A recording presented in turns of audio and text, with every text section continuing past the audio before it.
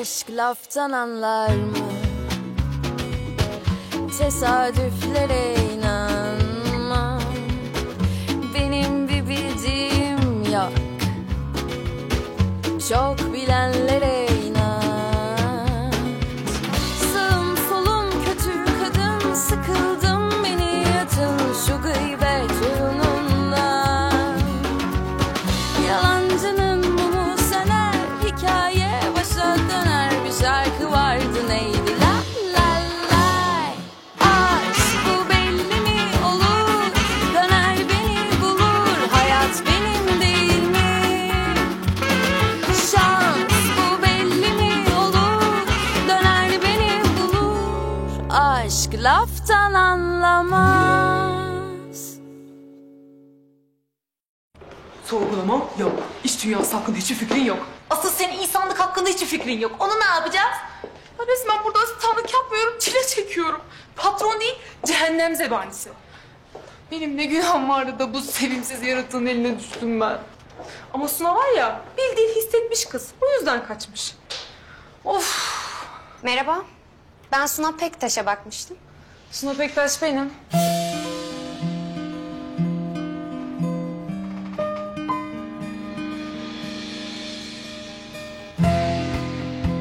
Ne tesadüf.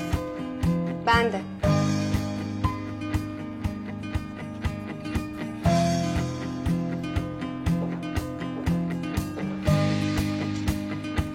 Suna Hanım. Efendim?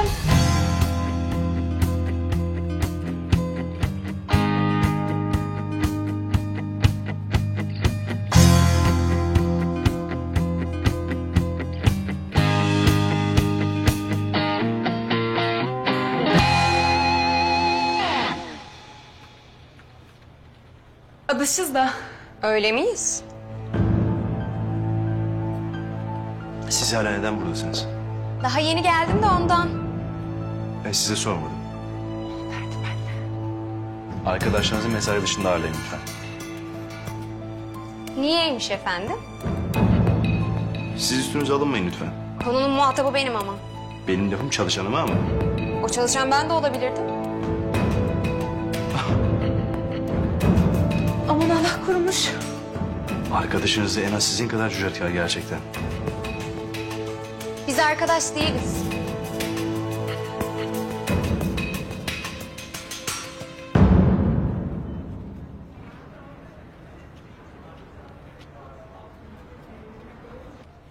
Arkadaş değiliz derken... Arkadaş demek aramızdaki ilişkiye haksızlık olur. Yani Suna ile ben kardeş gibiyiz. Kardeşten de öteyiz yani. Nasıl?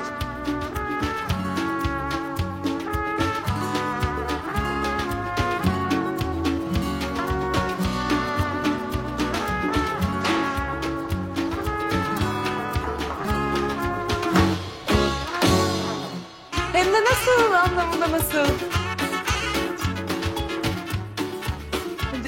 Değil mi arkadaşım? Yani kardeş olsa bu kadar sevilmez belki. Ne kardeşi ya?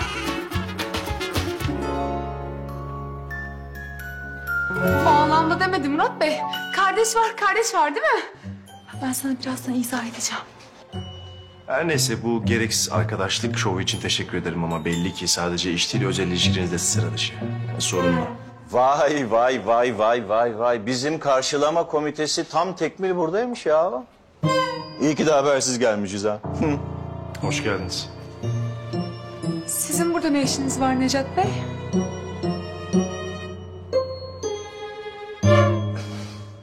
Necat amca. Deryacığım sana yolda bahsettiğim küçük hanım bu işte. Suna bizim Kemal'in kızı. Eşim Derya. Memnun oldum. Ben de. Neyse biz odaya geçelim isterseniz. Bu arada Suna Hanım arkadaşını yollasın da işine dönsün değil mi?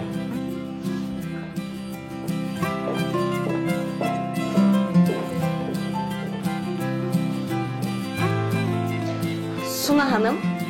Efendim?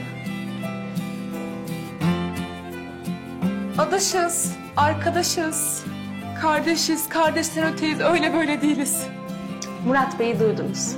Adaş, kardeşten öte arkadaşınızı bir an önce uğurlayıp işinizin başına geçin lütfen. Yalnız bir saniye. Murat Bey'i duyduk değil mi? Ben sana biraz izah edeceğim.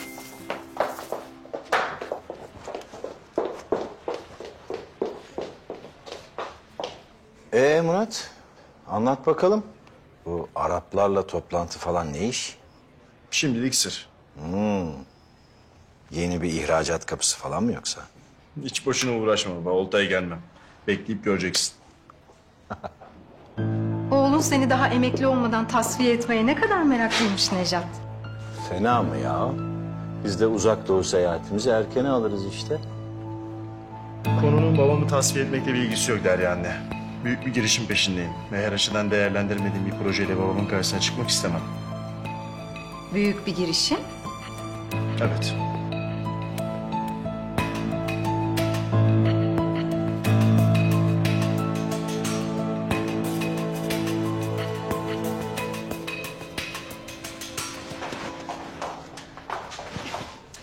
Burada neler dönüyor artık bana açıklar mısın? Ben de onu yapmaya çalışıyorum. Necat amca babamı arayıp benden ne kadar da memnun olduğunu anlatıyor. Halbuki ben görüşmeye bile girmedim. Az önce de adam karısına seni ben diye tanıştırdı. Bütün bunlar ne demek oluyor söyler misin?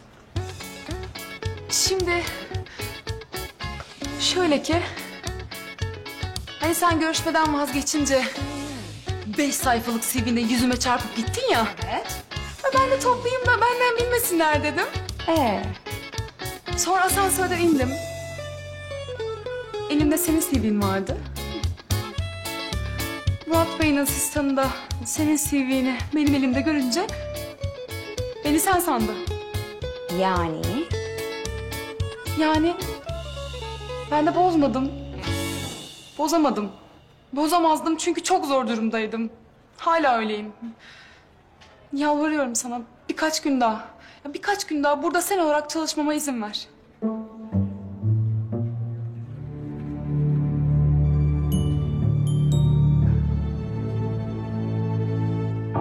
Yok öyle bir dünya.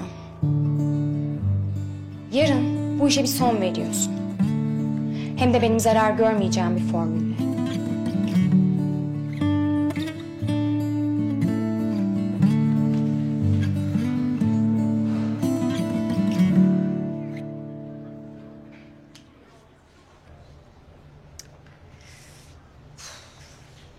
Fazla mı iddialı oldu sence? Kadın dediğin iddialı, özgüvenli ve dişi olacak tatlım. Ne giydiğin hiçbir önemi yok. Önemli olan nasıl taşıdığın. Yok bence şu göğüs kısmını biraz kapatalım. Haziran ayındayız. Taş gibi hatunsun. Mermer seni görse hasedinden çatlar. Güven bana. Emin... Hatta şu gözü de biraz daha açmalım. Hayatta hayran olduğum biri varsa o da benim. Tek hareketle yakaladığım dinamiğe bakar mısın? Modanın mesisi miyim acaba ben? Neydi o yakanın önceki hali? Baktıkça hararet bastı bana. Tuvalcığım, Go, bring us coffee please. acaba senin şu yeni girişimle ilgili plana bir şeyler çalınmış olabilir mi? Hangi yeni girişim? Kim yapıyor, neden? Kaç kişiler, ne zaman başlayacak? Kârlı mıymış? Murat bahsetti az önce. Daha doğrusu bahsetmedi. İyice netleşene kadar herkesten saklayacakmış. Sır.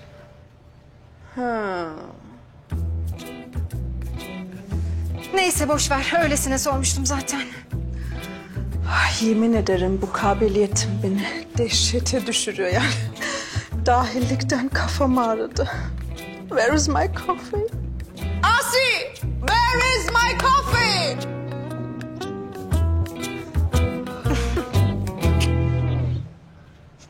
Yarın bu işe son veriyorsun. Hem de benim zarar görmeyeceğim bir formülle dedi.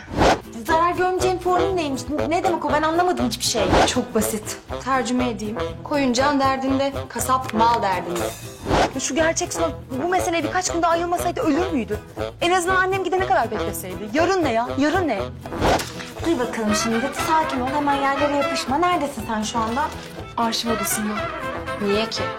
Murat beyefendiler eski yıllara ait dokümanları sisteme girmemi istediler de efendim. Onu demiyorum. Niye hala şirkettesin? Kovulmuşsun zaten. Kovulmadım çünkü işe hiç alınmadım İpek. Kız çalışmak istemiş işte kafasını dağıtsın bırak. Ne münasebetmiş canım. Yarın zaten gitmeyeceği bir işte niye çalışıyor hala? Çıksın, hava alsın, gezsin, dolaşsın. İstanbul'daki son günlerinin tadını çıkarsın değil mi? Kız çalışmak istemiş çalışsın işte. Bir de o ukala patronuna bedavadan iş yapsın öyle mi? Çalışmasın. Ne istiyorsa onu yapsın ay. Ben ne yaptığımı biliyor muyum, ne istediğimi bileyim? Tek bildiğim şu. Memlekete geri dönmek istemiyorum. Ama yarın benim burada tutacak bir işim olmayacak. Çağla. Murat nerede? Az önce arşiv odasına doğru giderken gördüm kendisini. Mersi. En iyisi çık patronun karşısına de ki böyleyken böyle de. Adam belki insafa gelir de seni işe alır. Ya da hayatı kimlik sahteciliğinden karakola çeker. İşe almasa bile ifadesini alır. Bence de kesinlikle Aslı'yı dinlemelisin. Benim daha iyi bir fikrim var. Nedir? Gideyim o bencillik kanıtına ağzıma geleni söyleyeyim. Nasılsa işimden oldum bari içim rahatlasın. Hayat Hanım. Murat Bey! Sen o manyağa hala bey mi diyorsun? Keşke yüzüne söylemeseydin de arkasından söyleseydin bari başın belaya girmezdi. Hop.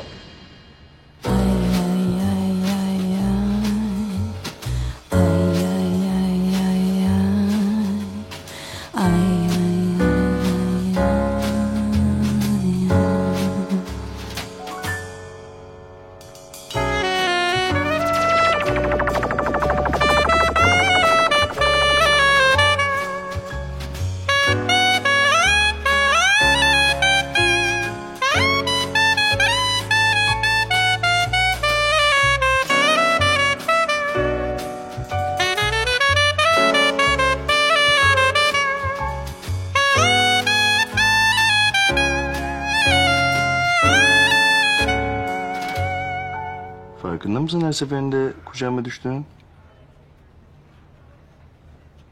Ne münasebet. Ben düşüyorum siz beni kucaklıyorsunuz. Bırakayım o zaman. Bırakın.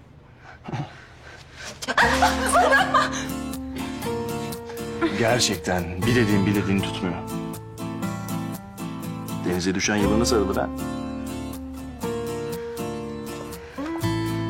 Bırakın dedim ama öyle küt diye bırakın anlamında demedim. İnsan gibi bırakın dedim. Siz ne istemiştiniz? SWOT analizi. SWOT analizi. Bunca yıllık eğitimden sonra SWOT analizinin ne olduğunu biliyorsunuz herhalde. Tabii biliyorum. Hayatım SWOT analizi yapmakla geçti desem yeridir.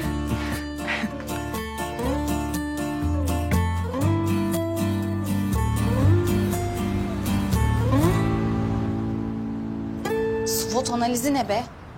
Dur. Buldum okuyorum. Bir dakika. SWOT analizi bir projede ya da bir ticari girişimde kurumun, tekniğin, sürecin, durumun veya kişinin güçlü ve zayıf yönlerini belirlemekte, iç ve dış çevreden kaynaklanan fırsat ve tehditleri saptamak için kullanılan stratejik bir teknikmiş. Artık işe gitmeyeceğime göre öğrenmeme de gerek kalmadı. Şu gerçek Suna ile bir daha konuşalım bence. Tamam da kuzum konuşacağız da ne olacak? Yani kız tavrını çok net koymuş. Herkesin bir zaaf noktası vardır. Evet var. Kuşlar. Suna'ya gidip bir kafes dolusu kuş hediye edersek belki kararından cayar. Ya ama kuzum sen niye böyle yapıyorsun bakayım? Ha? Ağlanacak zaman mı şimdi? Biz kafa kafaya verip her şeyin bir çaresini bulacağız. Bulacağız değil mi arkadaşım? Bulacağız tabii. Evet. Eğer kafa kafaya verip çaresini bulamazsak el ele verip valizlerini toplarız. No problem. yemek hazır. Gelip sofrayı kurun bakalım kızlar. Ya yemek hazır diyor kadın ya. Söyleyin bir de üstüne helvamı kavursun. Of. İçim şişti ha. Gömme şu yastığa ya deve kuşu gibi kafanı. Bulacağız bir çaresini. Tamam hadi.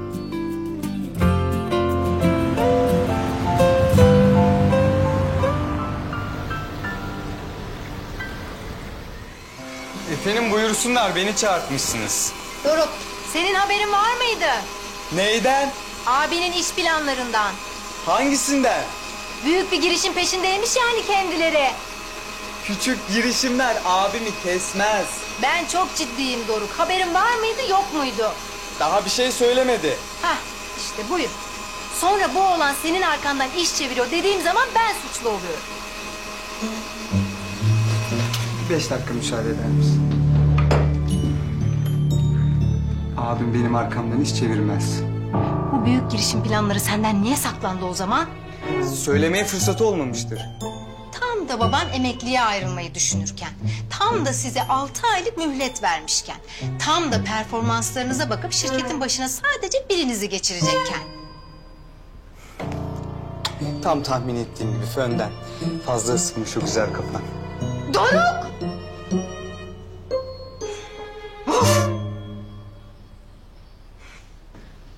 İyi diyorsun, hoş diyorsun da. Bakalım gerçek Suna bizimle konuşmayı kabul edecek mi? Etmese de ettiririz.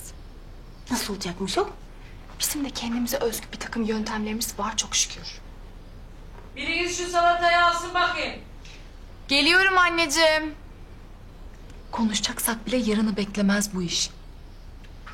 Hava karardıktan sonra dışarı çıkamazsınız ki. Kim demiş? Birinin demesine gerek yok canım. Fadik teyze de Emine teyze de sabaha kadar zebellah gibi başımızda bekliyorlar. Ya ayrıca hava kararmadan önce çıkacağız zaten. Dönüşümüz karanlık. Kime diyorum ben? Geliyorduk anne. Ne konuşuyorsunuz siz burada böyle kafa kafaya vermiş? Fısır fısır he? İş, hayat.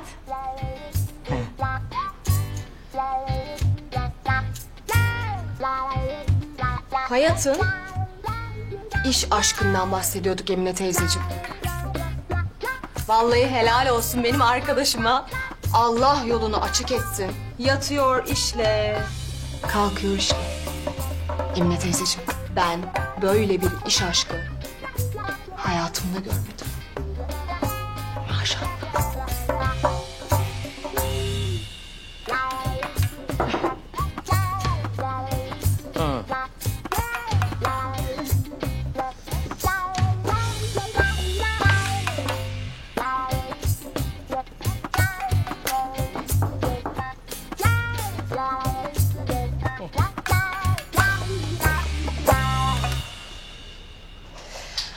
Kız, bunlar gene bir işler çeviriyorlar ha. Haydi hayırlısı. Kimler ayol? Benim hayatla çetesi.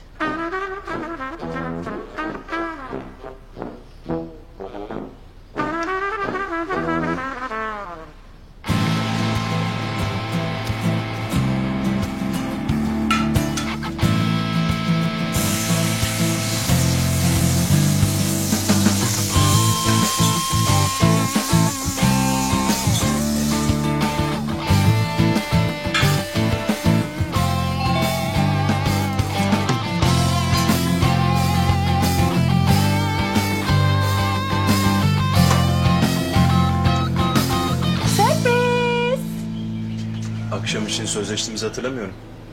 Sözleşsek zaten sürpriz olmazdı değil mi? Tahıllı barlar üzerine bol meyveyle hazırlanmış muhteşem tatlılar aldım. Ben daha yemek yemedim yalnız. Olsun hayatım. Önce yemeğimizi yer, tatlıları öyle geçeriz.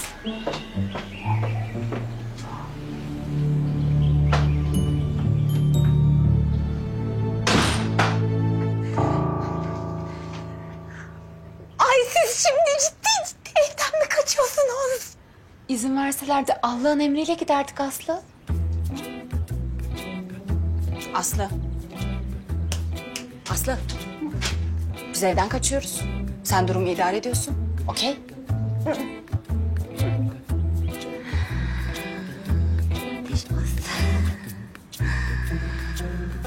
Ay ben beceremem ki böyle şeyler. Sen kal ben gideyim hayatım. Kızlarla birlikte. Arabayı kim kullanacak acaba? Daha bir dolu taksiti var onun, biliyor musun sen? Senin şoförlük konusundaki yeteneğini çok iyi biliyoruz. Çok. Evet, arabaya yazık olur. Yayalara da, her türlü canlıya. Dehşet saçıyorum. Sen kullan, ben geleyim, hayat kalsın.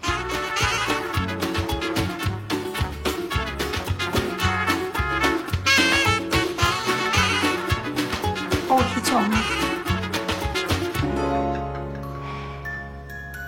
Bebek'te dün gece yeni bir mekan açılmış. Bizim kızlar gitmiş. Bayılmışlar. Önce dedim Murat'ı da alayım, bu akşam bir dışarı çıkalım. Sonra ev gibisi yok dedim. Tatlıya döndüm. Senin neyin var Allah aşkına ya? Misafir beklemiyordum da. Baş başa yemek yiyoruz işte. Fena mı? Sürprizlerden ve emrivakilerden hoşlanmadığımı biliyorsun değil mi Didem? Aynı ama valla ben de. Örneğin misal yeni bir asistanın olduğunu yeni öğreniyorum. Personel değişikliğinden seni haberdar etmem gerektiğini bilmiyordum. Özür dilerim. Kahve içer misin? Yemeğimiz bitmedi daha. Ben tamam, doydum.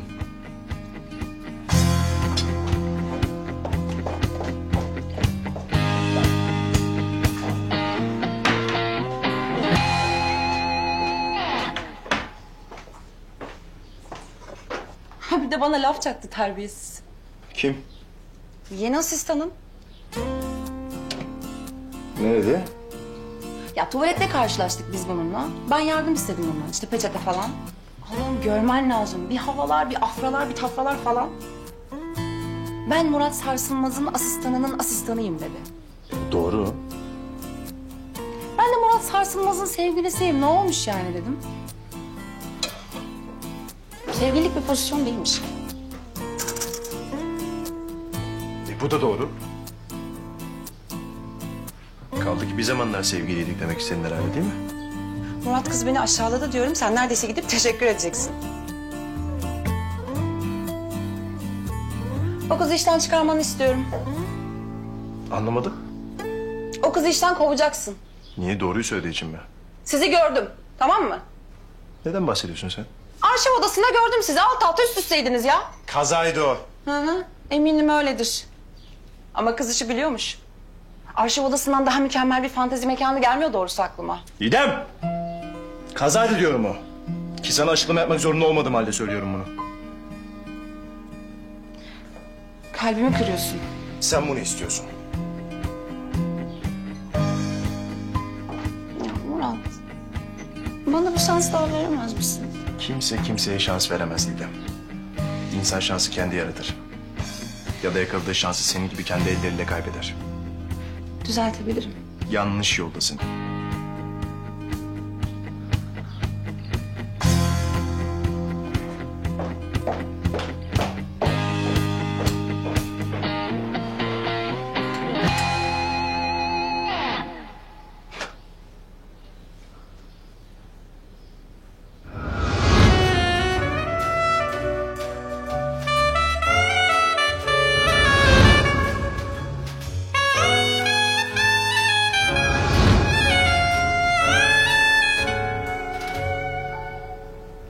Kuzum benim, bir şey olmayacak.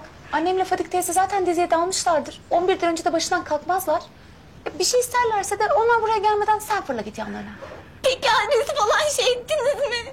Gidip de dönememek, dönüp de kalamamak var. Adres de, telefonda, cepte. Korkma, tamam? Hadi miyiz? Hadi iyiyiz.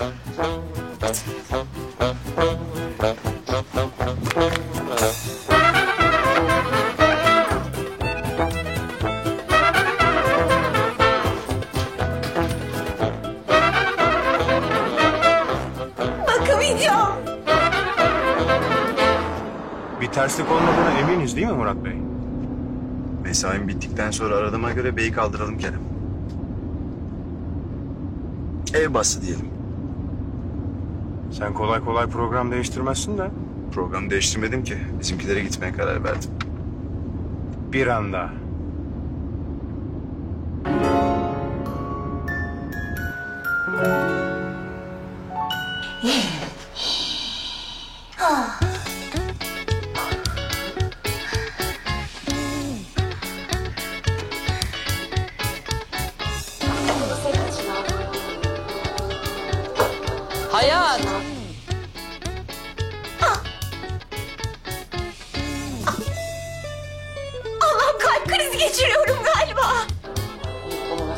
ya.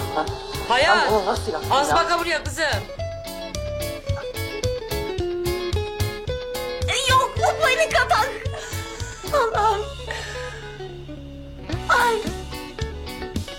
Allah yarabbim. Allah'ım sen bana güç ver. Hayat. Topla kendini Aslı. Yapabilirsin. Başarabilirsin.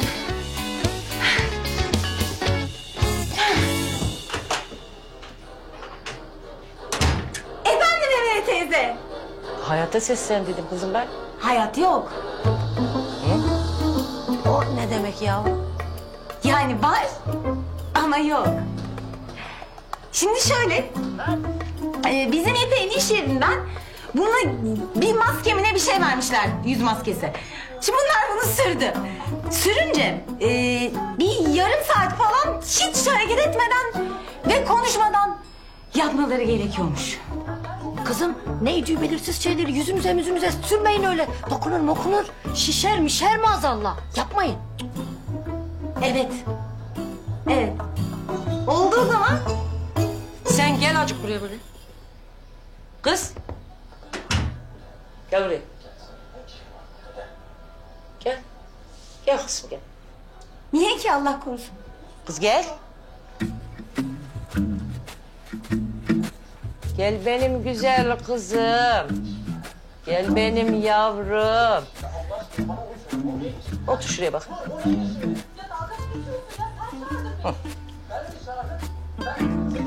Uy güzel kızım. Yavrum benim. İçlerinde yine en aklı başında olan sensin. De bakayım bana. Bu ikisi içeride ne işler çevirirler gene? Hı?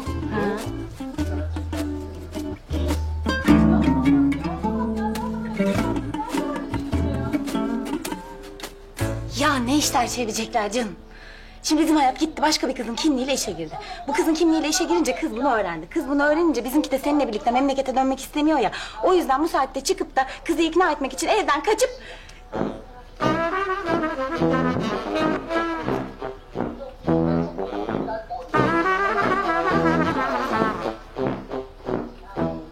Gitmedi herhalde.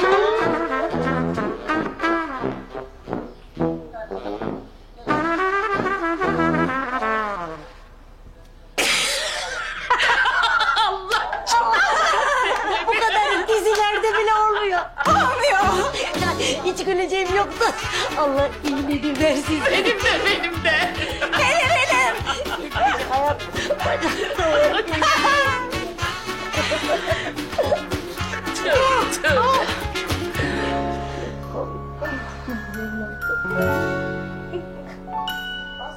Niye geldik buraya? Benzin bitti.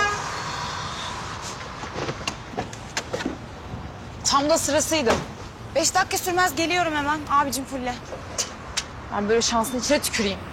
Acelemiz var ya. Ay tipime bak. Üf, Hayat saçmalama ya. Kız senin tipine bakıp mı karar vereceksin olup olmayacağına?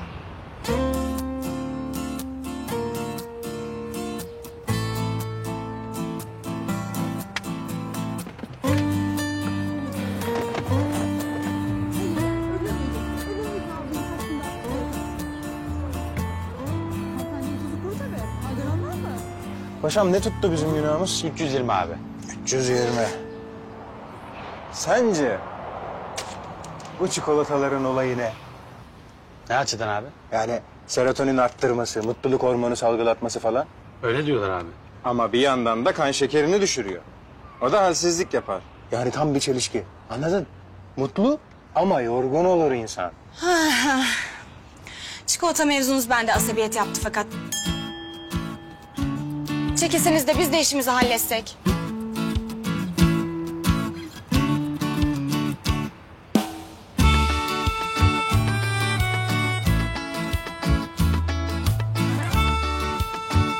Ne oldu bir kal geldi hayırdır? Tanımadın mı beni? Pardon ya çıkaramadım. Sen olsun. Vallahi olsun. Anda bu an. Kaderimizin bağlandığı saat bu saat. Kendimi bildim bileli seni bekliyorum ben. Beni kaç defa evlendirmeye kalktılar da hayır dedim biliyor musun? Niye? Çünkü doğru insan bir gün karşıma çıkacak kardeşim. Üstüme gelmeyin dedim. Bak çıktı işte. Alın yazanım ben seni. Kerem'im ben. De ben Aslı değilim. Kardeşim bak. Akşam vakti geliyor. Benim sinirlerimi zıplatma. İşine gücüne bak. Yoluna git hadi. Ya şu atarın tatlılığına bak. Tam hayal ettiğim tarz hareketler bunlar. Tamam? Biz buradan çıkalım, farklı istikametlere gidelim ama bil ki bizim yolumuz bir. Bak görürsün. Kardeşim bak. Şurayı görüyor musun? Evet. Hadi oradan bastır git. Tilki seni ya. Bak bak tavırlara bak bak. Bak ya. Ben anladım seni ya. Hah. Anladım tamam. Şimdi sen arabana atlıyorsun. Buradan böyle dümdüz gidiyorsun tamam mı? Orada bir kavşak göreceksin. O kavşağa dönüyorsun sola. Okey? Niye? Ne var orada? Hastane. İyi değilsin sen. Git bir ateşini ölçtür. Kalbinin ritmine baktır bir şey yap. Ne sayıklıyorsun sen ya? Hadi acelem var benim çekil. 3 gün ya. Altırım 3 gün. 3 gün daha idare edecekti. Sorun kalmayacaktı.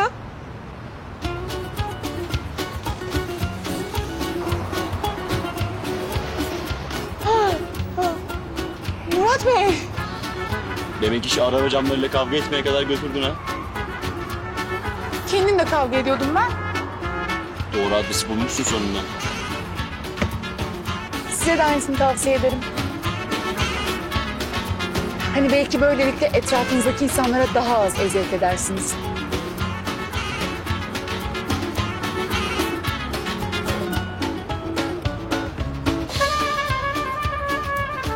Yarın görüşürüz.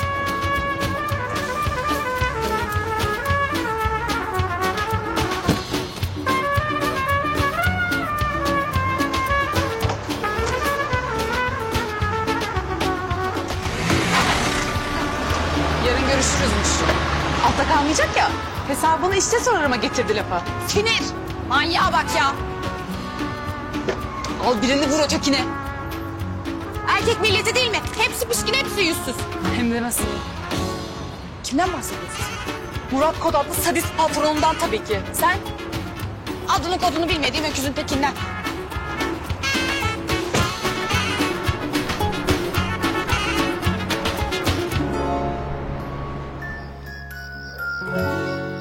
Babaannem, ilk like'ın ben olayım. Bak gör seni her gün dürteceğim. Seni en çok ben beğeneceğim. Dalga geçme babaanneyle. Asıl ben dürterim seni. Ha, o like dediğin şey de kötü bir şeyse hesabını sorarım ben sana. Ya en son sen bana şu 3 aylar ne zaman diye bir sor demiştin Google'a. Hı. Şu an geldiğimiz duruma bak. Sen de internetin esiri olacaksın Azime Sarsılmaz. Ben kimsenin esiri olmam. Bir iş için lazım oldu işte. Sabret şimdi anlarsın niye. Peki. Her şey tamam. Şimdi bir tane profil fotoğrafı koymamız lazım. Şöyle boydan afilli bir şey koyalım da görenlerin aklı şaşsın. Sakın ha, niye görecekmiş el alem benim resmimi? Geçen gün mantı yaptıydım, babam fotoğrafını çekti, onu koy. Ya babaanne hiç mantı olur mu? Hem bak, belki bu platformda hayatının aşkıyla karşılaşacaksın. Al şuradan bir akide. Allah şahane. Sen yut o akideyi. Edepsiz şey. Babaanneye ettiği lafa bak. Gençler, biz çıkıyoruz, iyi geceler. Vallahi Biret Angelina gibi olmuşsunuz. Baba, bu arada seni de ekliyorum babaannemin arkadaşı olarak. Oh. Anacığım sen hesap mı açtırdın kendine? Lazım oldu oğlum bir şey için. Yalnız anne sizin arkadaşlarınızı eklemeniz biraz zor olabilir. Çoğu öteki dünyada ya hani. Sen dua et, teknolojiyi geriden takip ediyorum. Bizim zamanımızda olacaktı ki bu icatlar, oğlumu şöyle hayırlı bir kısmetle evlendirecektim. Evet ya babaannem çok sert bir çalımla topu ağlara gönderdi. Anneni ekleme Doruk, lazım değil. İyi akşamlar. Diyor bu da. Murat, bu ne güzel sürpriz ya, hoş geldin. Vallahi bilsem takımları giymezdim ha. Davet var galiba. Ben de öylesine uğramıştım. Kaçarım zaten. Neden? Kal ya. Dönünce laflarız biraz. Burası senin evin. Keşke hep bizimle kalsan. Neşat yani Murat kocaman adam. Herhalde onun da kendine göre bir hayatı vardır. O hayat biziz. Hoş geldin evladım. Gel şöyle gel. Bak. Hem ben bu gece abimi bir yere bırakmam. Yani işimiz var. Abi bir baksana telefonuna. Oo, Azime Sarsılmaz'dan arkadaşlık iste ya. Benim için şereftir. Hadi çabuk ekle bak. Bekletilmez babaanneler ha.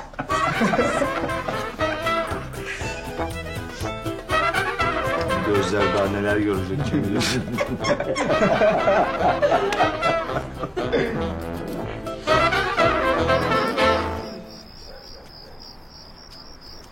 Burası. Onu anladık. İyi ben basıyorum. Hadi bismillah. Dur. Önce bir arasamaydık. Olmaz, baskın basanındır. Dur. Biz baskına gelmedik ki. Uzlaşmaya geldik. Ne oldu hırçın kız? Atar damarını birilerine hibe mi ettin acaba? Ne alakası var ya? Ben sadece teklifimizi kabul etmezsek ne olur onu bilmiyorum. B planım yok. Onun için A planının tutması şart. Ya evde yoksa? Buyurun. Nasıl yardımcı olabilirim? Bak evdelermiş. Bakın. Bu listedeki kızların 7 göbek sülalesine hakimim. Bunlar gibisi yok, garanti veririm ha. Günlerdir çalışıyorum sizin için. Vallahi Azime Sultan, sendeki bu azim Steve Jobs'ta yok. Bu sistemli çalışma, bu profesyonellik. Vallahi bravo. Ne yapayım oğlum? Hamam devri bitmiş artık. Bu işler buralarda oluyormuş. Mecbur oldum ben de. Ya ben de babaannem kafayı değiştirdi. Ya, İnterneti fethedecek, dünyaya açılacak diyordum. Derdi yine bizmişiz. Çok konuşma da yaz Doruk Efendi. Aslıhan Gödekli.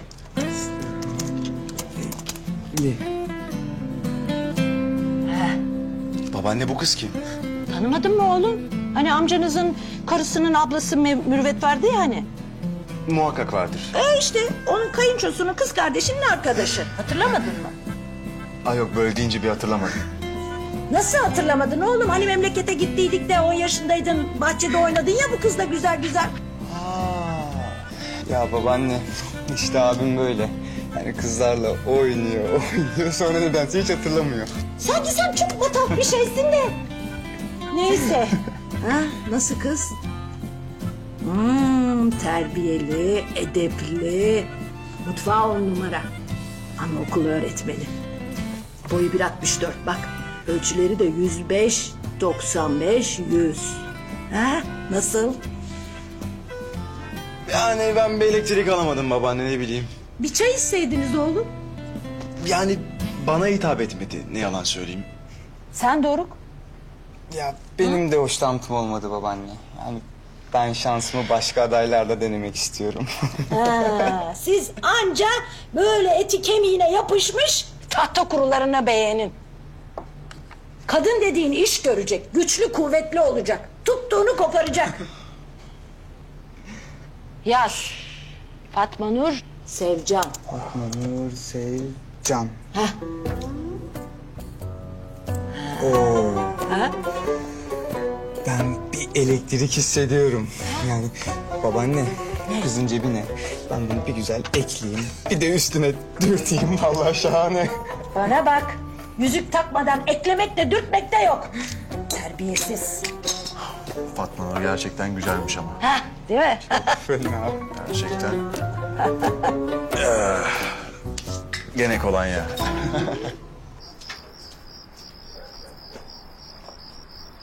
Sizin burada ne işiniz var söyler misiniz? Daha doğrusu senin burada ne işin var? Ayrıca sen kimsin? Ben Hayat'ın ev arkadaşıyım ama bu akşamlık avukatı olarak kabul edebilirsin. Bugün burada avukat tutması gereken biri varsa o da benim canım. Bir saniye. Ortamı germeye gerek yok. Biz seninle insan gibi konuşmaya geldik. Bana niyeyse baskına gelmişsiniz gibi geldi de. Ben de onu dedim Hayat'a. Baskın basanındır dedim. Hem suçluyuz hem de güçlü yazıyorsunuz yani. Hayır. O işe birkaç gün daha ihtiyacım var diyorum. Bence senin de ihtiyacın var tatlım. O ne demek o?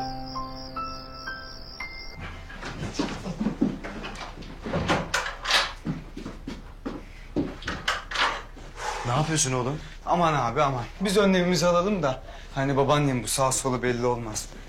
Zaten zor kurtulduk elinden. Abartma sen de istersen. Ya abi senin iyiliğin için. Ya kadın 11. gelin adayına geçtiğinde bu çizgi filmlerde sinirlenen karakterler gibi kafandan dumanlar çıktığını gördüm. Ya evlilikle ilgili düşüncelerimi söyledim. Hala neyi zorluyor onu anlamıyorum ben. Şansını. Israr bende işe yaramıyor ama. Ya bilmez miyim? İşine de binerse yapacağından da vazgeçersin sen. Tersin pis. Aman ne tersliği mi gördün be? Ya tamam Allah için hiç görmedim. Senin zorun kadınlarla. Uğraşmasınlar benimle o zaman. Ya abi Allah aşkına şu yeni gelen asistan mesela. Ya kız sana ne yapmış olabilir?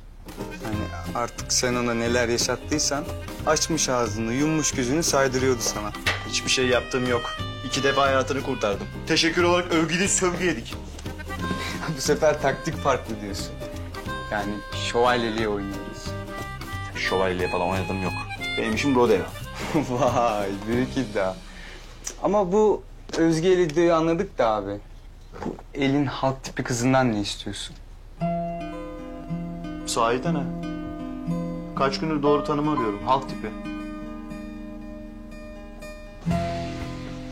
Sence de hayat bir müsteşar kızı için fazla halk tipi değil mi?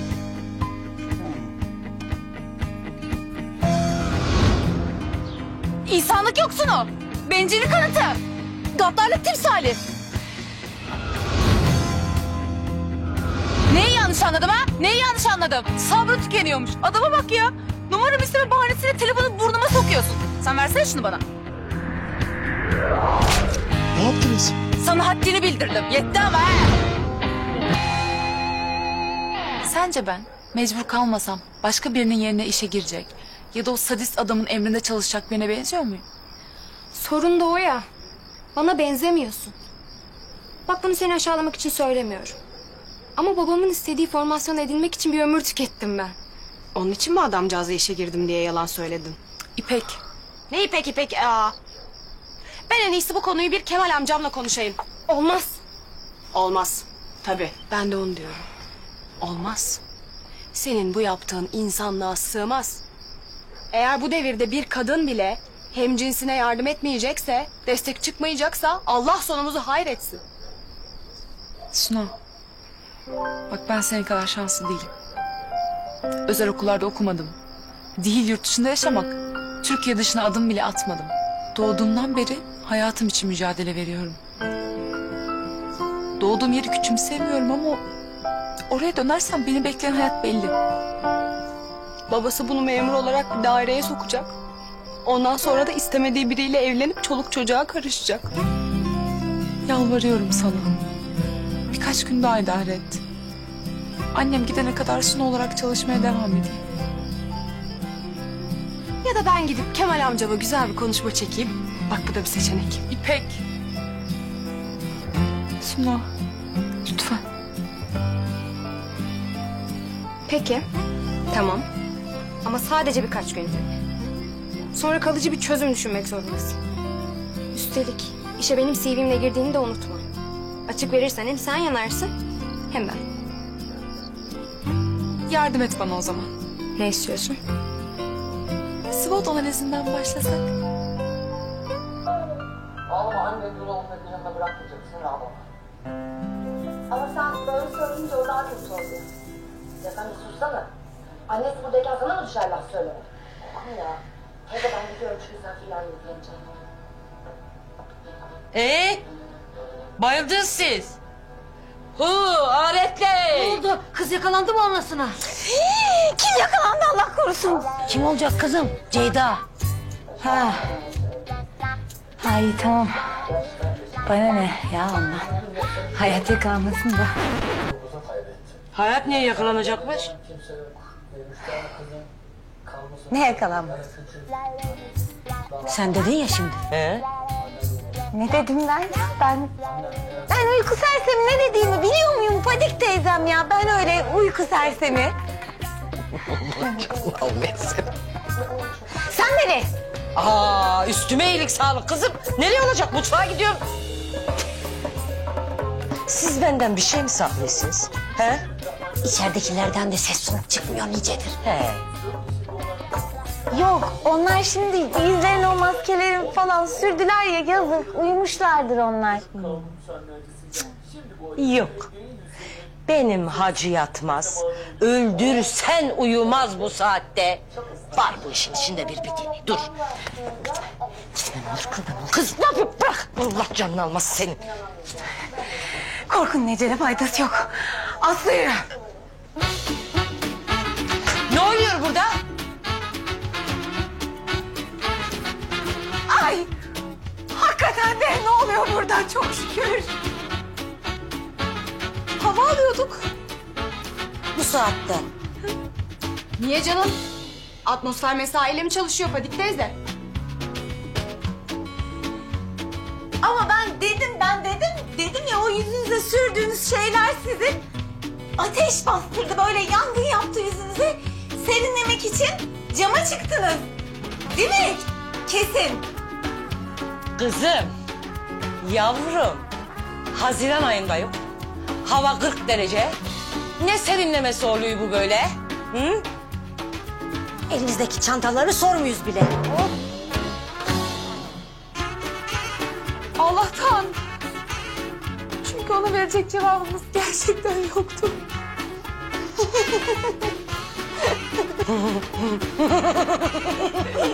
Deliler ayol.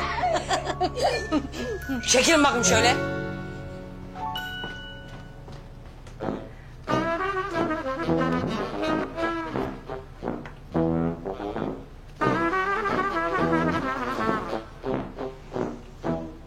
Hey. Çok geç oldu. Yatın bakayım çabuk. Yarın sabah iş var. Hadi. Hadi iyi geceler. Hadi Allah rahatlık versin kuzularım. İyi geceler.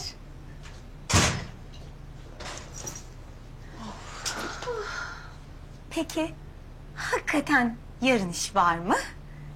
Evelallah, onun arkadaşı kim? Yatın dedim artık. Uyuduk bile.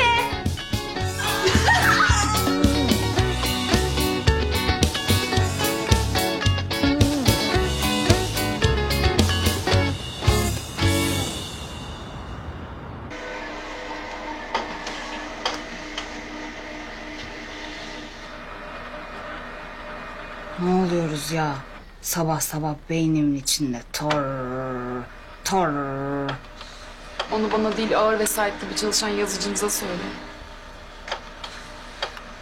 Suna SWOT analizini göndermiş. Onu basıyorum. Hadi canım. Kız uyumayıp analiz mi yazmış? Sabaha karşı göndermiş. Ya Allah razı olsun kızdan ya.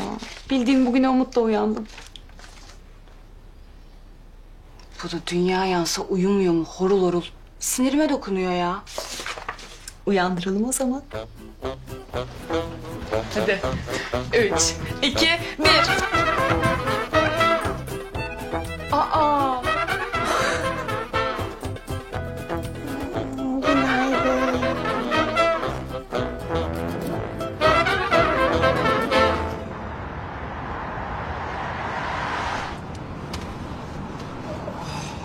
Arabamı almama izin vermedin. Bari birazcık uyuyayım. Arabanı almana izin verseydin basıp kaçardın. Ayrıca uzanma, ayıl. Bugün önemli görüşmelerimiz var. Alo Çağla. Buyurun Murat Bey. Toplantı önce fotoğraf çekimine uğrayacağım. Hayat Hanım direkt çekim mekanına yönlendir. Hayat Hanım'a mı? Emin misiniz? Evet, bugün Araplarla toplantı var. Bu kızın 4 biliyor. Koltuğa bak 4 dil mi biliyor? Tamam.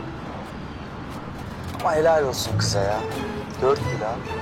Yani gerçi sıksan en fazla kafa kol İngilizcesi çıkar gibi duruyor ama. Bakalım, bugün göreceğiz. O CV'yi babasının parasıyla mı kazanmış yoksa bileğinin nakliyle mi almış? Vay, büyük sınav günü diyorsun. Ya bu büyük sınav dedim de şu büyük girişim avrası ne iş? Yani sürpriz hazırlıyormuşsun bizimkine. Toplantıya gel öğrenirsin. Of abi ya, resmen çok acımasızsın. Anne biz çıkıyoruz. Emine teyze böyle yedi içti kaçtı gibi oldu ama akşam ödeşiriz artık. Emine teyzem, otlu omletin harika olmuş. Ellerine sağlık. Az durun ben de geliyorum. Ben de geliyorum derken? Ha buna ötüvürün çıkıyoruz. Anlamadım anne, sen nereye geliyorsun? İş yerine? Benim iş yerime. Yok İpek'ine. Ha o zaman tamam canım gelsin. Kızım tabii senin iş yerine. İpek'inde ne işin var? Hayat'ınkinde ne işin var Emine teyze? Babası dedi. Git gör bakalım dedi. Nemenen bir yerde kimlerle çalışıyor bu kız dedi. Öyle uğursuz nursuz tipler varsa olmaz o iş dedi. Al getir buraya başkasını buluruz dedi. Yani buraya dediği memlekette. Biz onların hepsini anladık maalesef. Bugün mümkün değil anne. Nedenmiş kuzu? Çünkü fena halde geciktim. Bekleyemem. Bekleyemez evet. Başka zaman.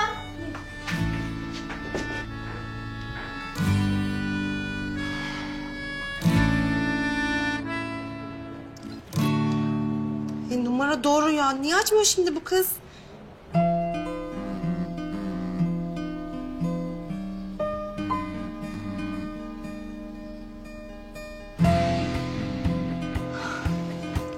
Eceline mi susadın kızım sen? Mesaj yazacağız mecbur.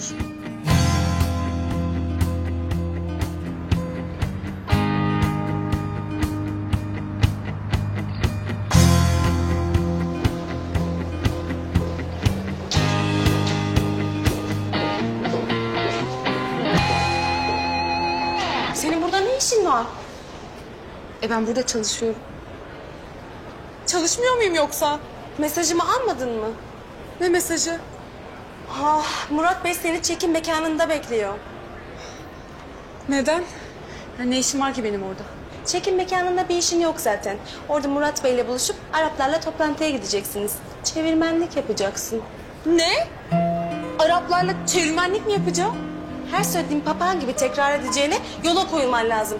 Murat Bey bekletilmekten hiç hoşlanmaz. Al şunu. Bu ne? Bluetooth kulaklık. Benim asistanımsan benim yöntemlerimle not tutacaksın. Adres? Mesajlarına bak. Bakamam. Yani baksam da göremem. Sen CV'deki numaraya mesaj attın değil mi? Ben onu artık kullanmıyorum. Tamam sen yoldan yeni numaranı bana at. Ben sana adresi yollarım. Hadi. Hadi. Hadi. Çok pardon. Çok özür dilerim. Hoş geldiniz Derya Hanım. Murat Bey de Doruk Bey de çekim mekanına gittiler efendim. Biliyorum. Ben seni görmeye geldim zaten.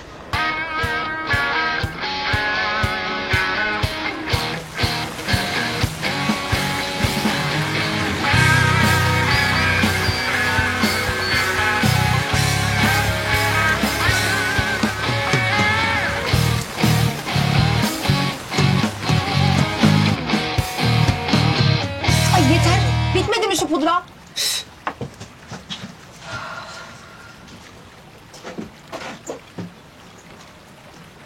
Şunları dene.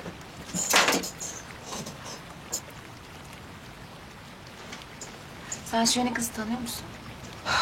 Hangi yeni kızı? Murat'ın asistanının asistanını. O ne öyle dış kapının dış mandalı gibi. Kızdaki havalar hiç öyle değil ama. Aralarında bir şey mi var diyorsun? Var mı diye soruyorum.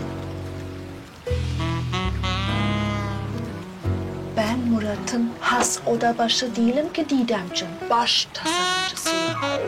Kapiş? Ben ne bileyim. Kapiş?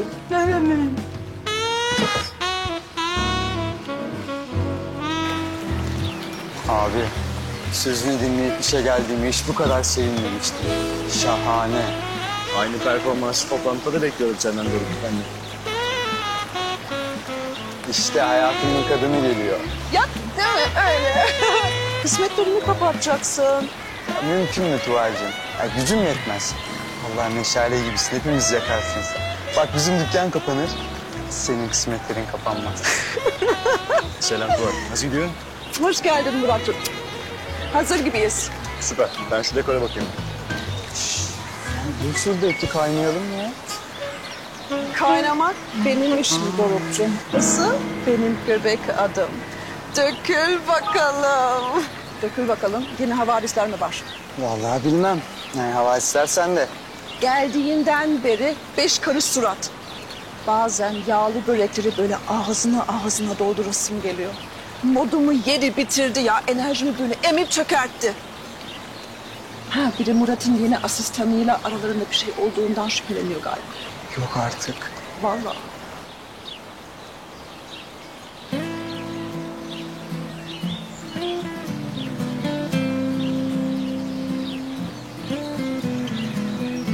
Hazırlıklar tamamsa başlayalım yavaş yavaş.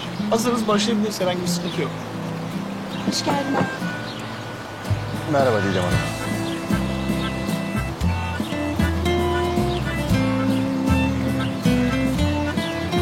Şu çekim alanını göz atalım. Tuval. Ay ay kaptan. Ne oldu sen niye bozuldun? Yine asistan yüzünden birbirimize girdik yine dün gece. Hangi asistan? Çağla'nın yanına verdiğiniz tipsiz. Tipsiz. Bak sakın abimin yanında böyle bir laf edeyim deme. Niye? Senin haberin yok galiba. O tipsiz dediğin kız var ya, asistanın asistanı. Abimin çocukluk aşkı. Ne?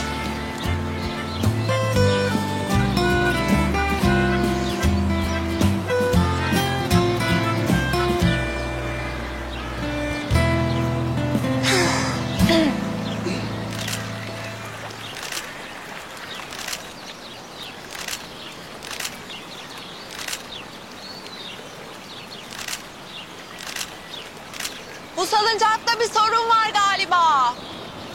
Rahat olun, çocuklar tekrar kontrol etti. Bir problem yok. Sallanıyor bu.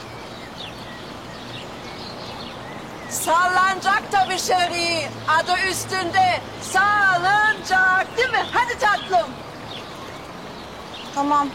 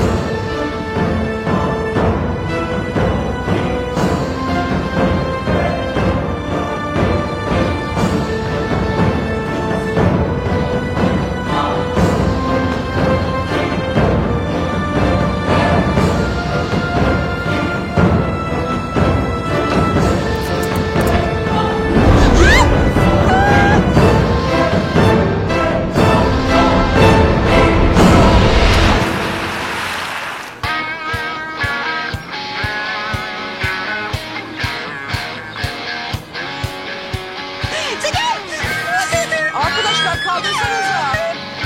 Zeki ben bırak onu.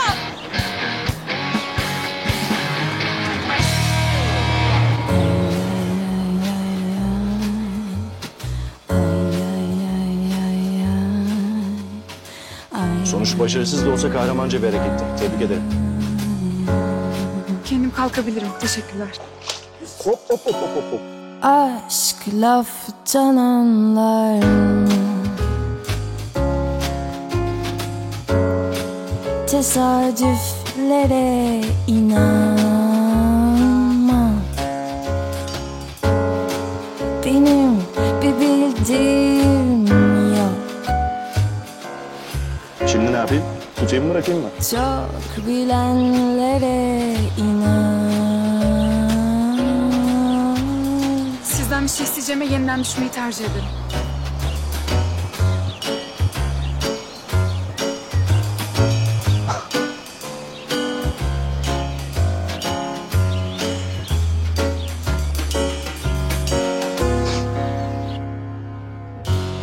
Bak Çağla'cığım, sen akıllı bir kızsın.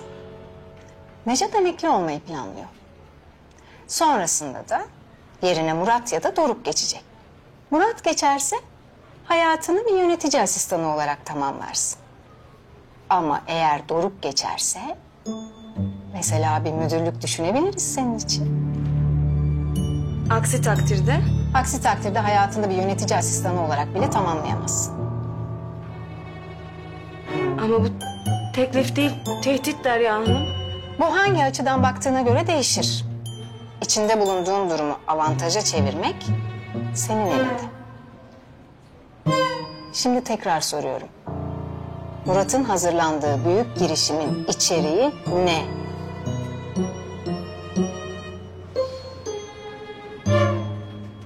Hayır İpek'ciğim, yanlış anlamadın.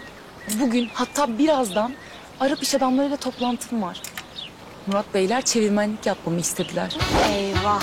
Ne halt edeceğiz şimdi? Ben de size onu soracaktım da. Ortam pek müsait değil. Ben bir sunacığıma ulaşmaya çalışayım. Belki aklına bir formül gelir. Benden ne istiyorsun peki? Toplantı ne zaman biteceği belli olmazmış. Sen evdekini haberdar et istersen. Evdekini? Emine Hanım var ya. Annen olan. Benim annem öldü Aslı. Ne diyorsun kızım sen, Allah korusun? O anlamda değil. Hani yıllar önce. O yüzden sen evdeki Kahya Emine Hanım'ı arayıp bugün benim gecikeceğimi söylersen yemeğe beklemesin beni kadın. Ha, senin yanında birileri var, sen ondan konuşamıyorsun. Ben kapatacağım şimdi.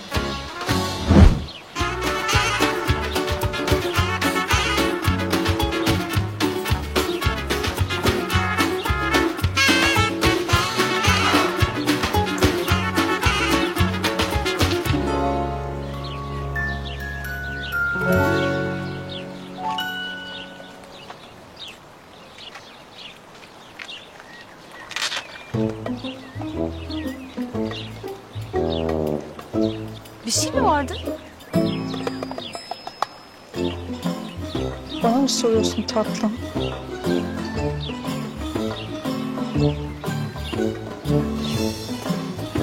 Anlamadım.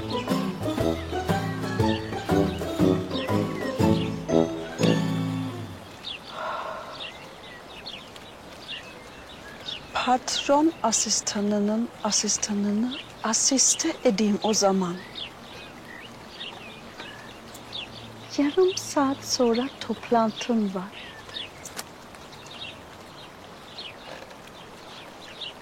Sıçana dönmüş durumdasın. Peş düşme! Peş düşümü? Peşi? Peki.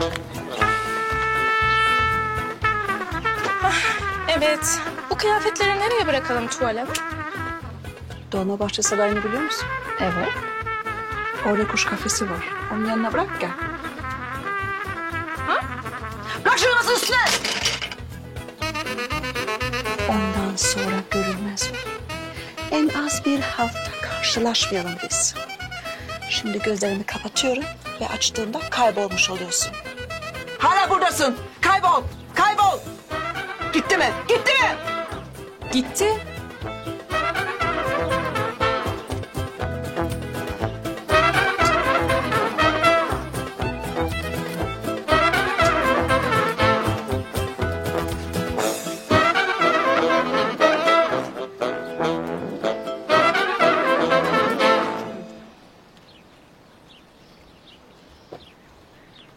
Ama siz bana böyle durup bakınca ben bir tuhaf oluyorum. Evet. İnsanlar üzerinde böyle bir etkim olduğu söylenir. Özellikle erkekler üzerinde. Sıcak battı. Demek ki büyük patronun arkadaşının kızıyız. Öyle oldum söyleniyor. Espriliyiz. Murat ile iş dolayısıyla mı tanışıldı? Yoksa öncemiz mi var? Neden sordunuz? Özgüven dışında meraklıyız da.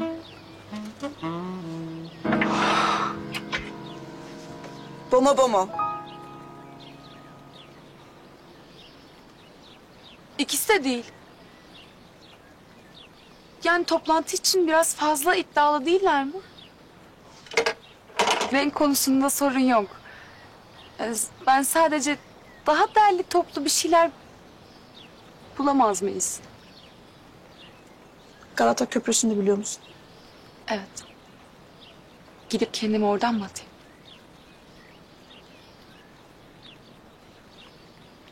Tuttum seni.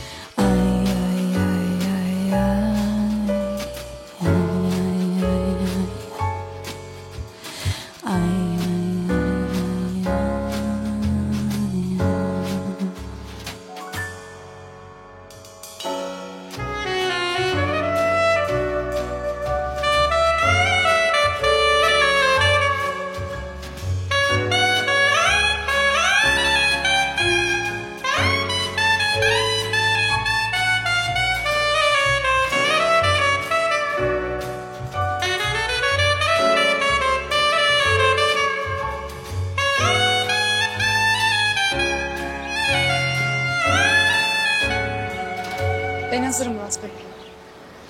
Görüyorum. Kerem arabayı hazırlasana. Baş üstüne. Doruk hadi. Abi siz gidin ben kalıyorum. Buyurun önden.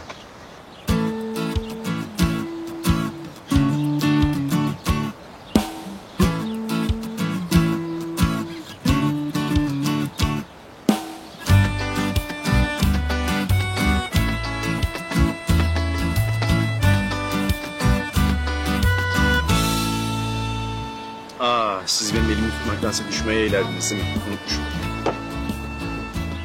Ben senin ağzını burnunu kırmayı yeğliyorum da. Neyse.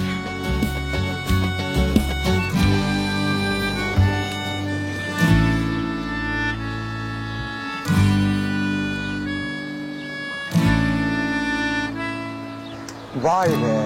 Ya fanteziye bak sen ya. Sen yıllar sonra çocukluk aşkını bul. Sonra onunla yönetici asistan pozisyonlarında action'lar yakala. Vay be abi. Sen neymişsin ya? Dido sen burada mıydın? Doruk bana doğruyu söyle. Onlar nereye gidiyorlar? Ne toplantısı var? Sen niye onlarla gitmiyorsun? Sence? Yoksa Tam da öyle. tam da öyle. Anlamıyorum. Açıkça konuş benimle. Ya toplantı, paravan hepsi yalan. Ha birlikte yemeğe çıkıyorlar. Mevzu çakılmasın diye de toplantı kamuflaj. Ya herkes tamam da bunu sen nasıl yersin bir de öyle?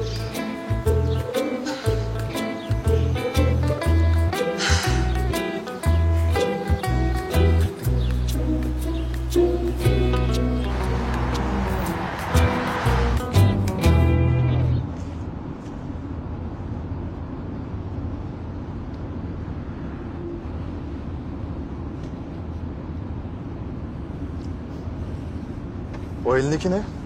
Az kalsın unutuyordum. Benden istediğiniz SWOT analizi.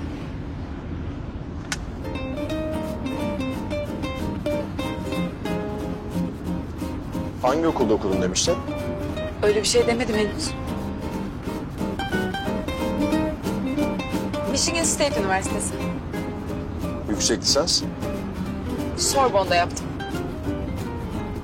Tez konusu.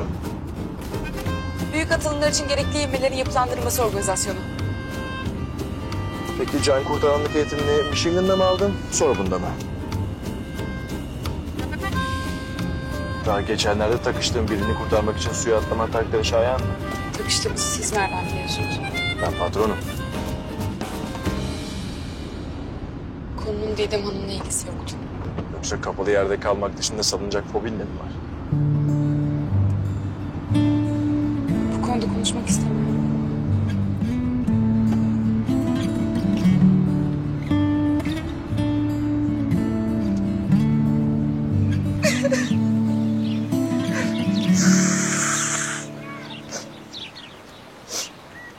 Gördün değil mi? Murat benden önce o asistan bozuntusunun peşinden koştu. Pozisyon öyle gerekti. Güzel pozisyon oldu ama. Ay, sıcak bastı bana.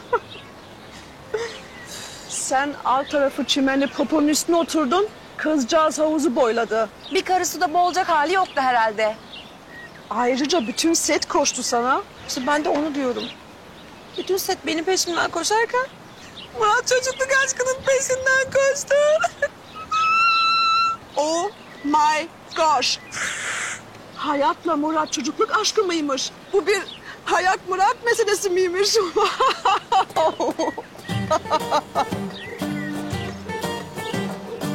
Sen nereden öğrendin?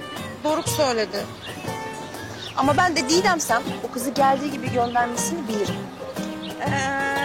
O biraz zor görünüyor işte. Niye? Özgüvenli, sonra... Özgüvenli var ya patates cipsi gibi yarım ben. Ya aslında ikizler burcuyum ama yani yükselenim Oğlak. O yüzden. Haremsizlik validem arıyor. Dinlemedeyim. Derhal konuşmamız lazım Doruk. Fakat şu an son derece ciddi bir toplantıdayım. Ben seni sonra arasam. Belli. Telefonda anlatsan olmuyor mu anne ya?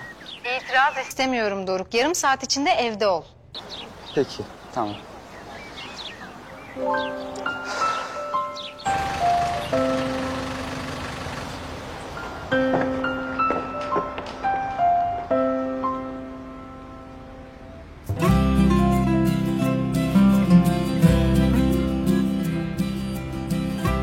Hadi inat etme tut elimi. Gün lazımsın bana.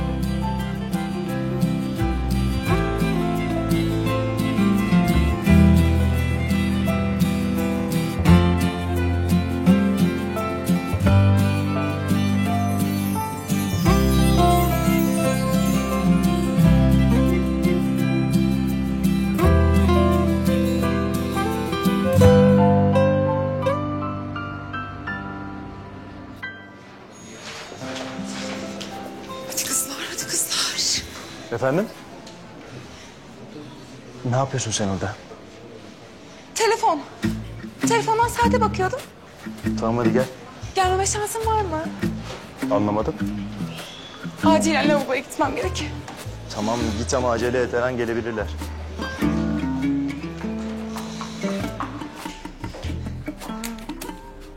Doğrudan konuya giriyorum, hiç vaktim yok. Ne yaptınız?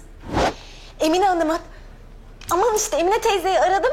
Geç geleceğini haber verdim. O ne dedi peki?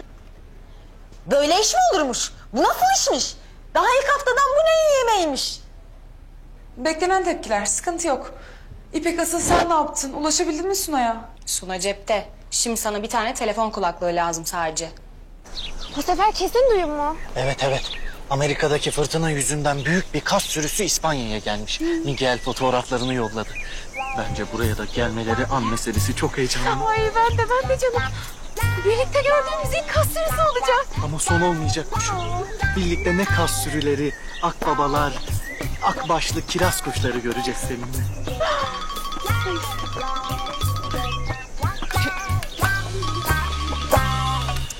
Efendim?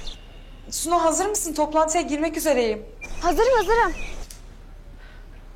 Ne dediğini anlamadım.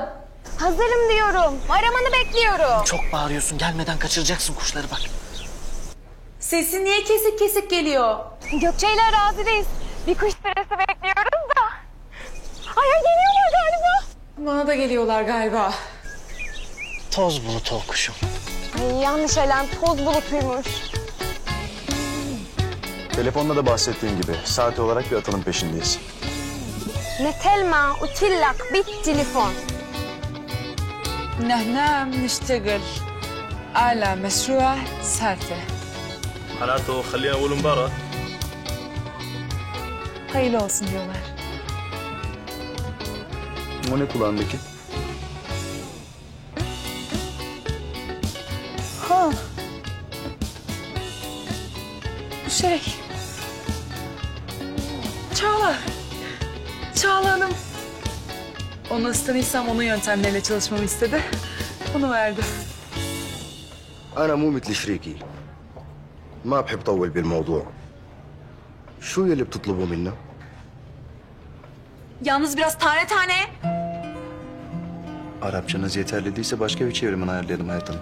Ne münasebet. Aksan farkımız var. Ben ondan tane tane rica ettim. Keşke Arapça söyleseydiniz. Onu da yaparız. عفوا بس ممكن تتكلم وحدي وحدي مو هسنانة على حق. Tamam. طبعا. Evet. Evet ne? Ne dediler?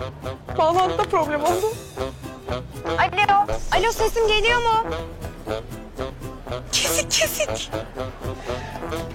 Kesik kesik çevirsem olur mu?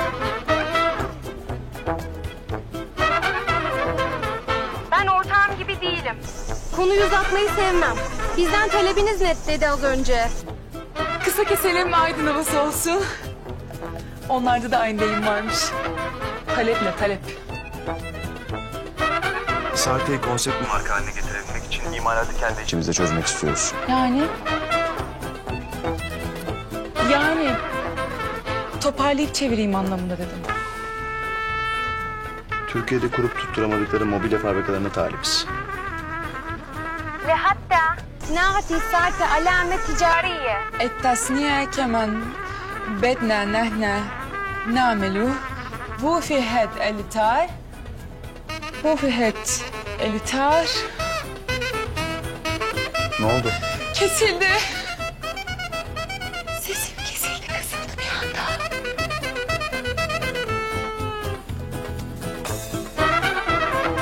Hayat beni duyuyor musun?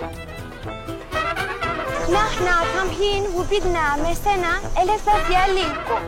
نحن منا مساء مساس يليكم. Oh elhamdülillah.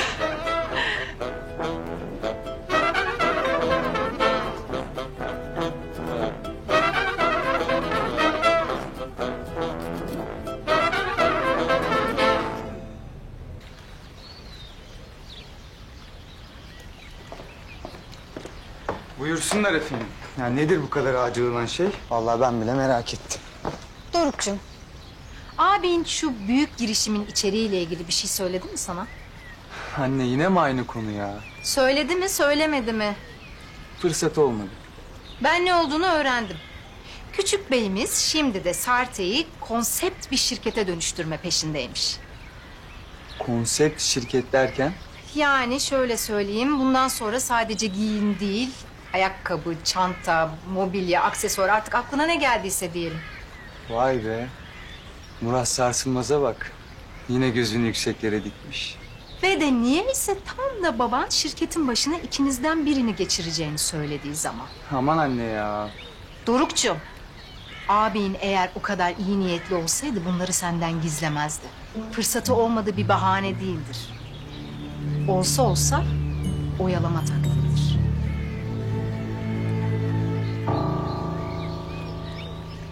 It was a pleasure meeting you. I hope this meeting will be the beginning of our partnership. It was a pleasure for us too. We will share your offer with our partners as well. Hope to see you soon.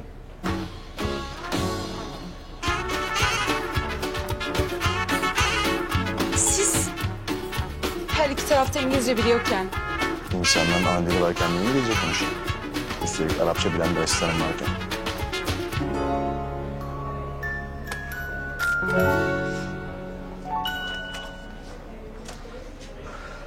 Have a nice day, gentlemen. Uf, çok geç oldu. Emine Hanım öldürecek beni Emine Hanım. Sen de mi buradaydın? Nerede oturuyorsun sen? Reşit Paşa. Terapi diyecektim. Eskiden otururduk orada. Tamam ya, Tarabya şurası, bırakırız biz seni, sıkma canını.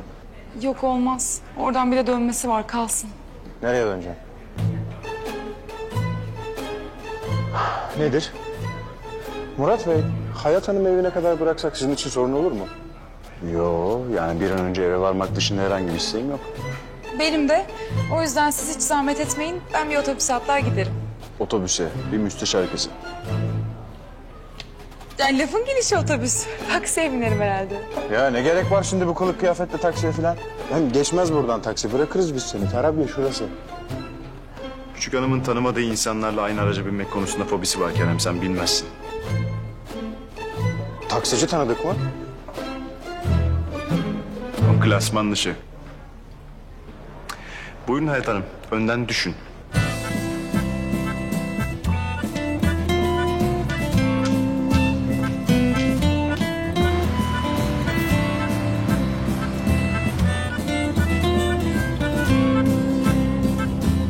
Gerginiz. Geç kalıyorum. Şöyle erkek arkadaşın alışsın. Bizim işimizin mesai saatleri belli olmaz. Erkek arkadaşım yok benim. Şaşırmadım.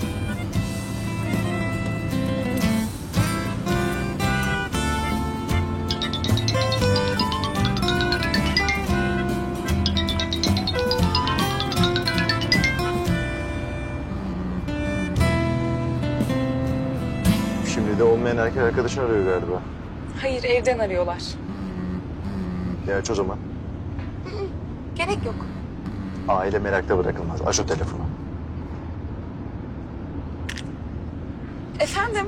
Neredesin kızım sen? He? Yoldayım Emine Hanım. Ne? Kim? Uzatmayalım, müsait değilim şu an. Kız yavrum, 3 oldu, yemekleri ısıtıyorum ben. Baban aradı, 4 defa aradı. Bu nasıl işmiş dedi, bu saate kadar mesai mi olurmuş dedi. Hava kararıyor dedi, hava kararmadan önce dönsün eve dedi. Hem bak baban dedi ki... Uzatmayalım diyorum Emine Hanım. Yoldayım, geliyorum işte. Allah Allah! Sen aklıma mukayyet ol ya Rabbim.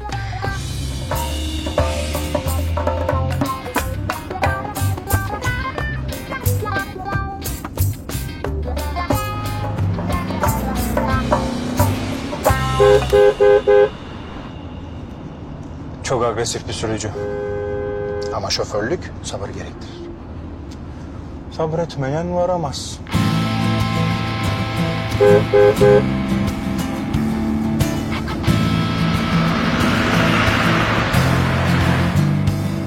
Yok bu böyle olmayacak. Murat Bey. Eğer müsaadeniz varsa bir dakikalığına sağ çekmek istiyorum. Tamam Kerem, gereğini yap.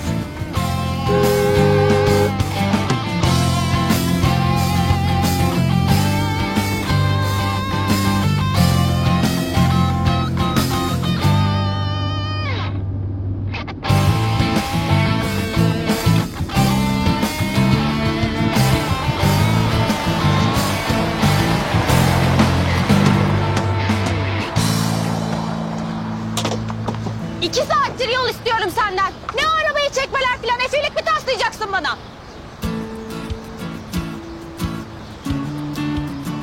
Sen? Hayır ama ya. Evet ben. Kaderim. Elbet karşılaşacağız farklı yollara gitsek bile, demedim mi sana? Bir sen eksiktin değil mi? Bela mısın kardeşim, yine çıktın karşıma. Ben böyle tesadüfün... Tesadüf dediğin Tanrı'nın şaka yapma şekli. Adını bile bilmediğim meşruğum. Egon farkında değil ama bilinç dışın çoktan peşime düşmüş durumda. Tamamdır bu iş. Kabus olmalı. Rüya gibi değil mi? Ama aşkımız gerçeğin dibi, rahat olsun. Bana bak, aşk başk doğru konuş, patlatırım kafanı ha. Ya bayılıyorum bu deli bozuk hallerine. Ya adını bahşet, kalbimin üstüne dövme yaptıracağım diyorum. Çok geç kaldım ama ben ya. Ne oluyor acaba orada? Aa! İpek bu. İpek kim? Bir arkadaşım. İpek? Kız! Ne işin var senin bu dangozun arabasında? Oha! Ne acayip olmuşsun ayrıca. Kerem Murat Bey'in şoförü. Ayrıca mecburiyetten oldu. Ben anlatacağım sana sonra. İpek? Demek adın İpek. Kerem'le İpek... Tamam.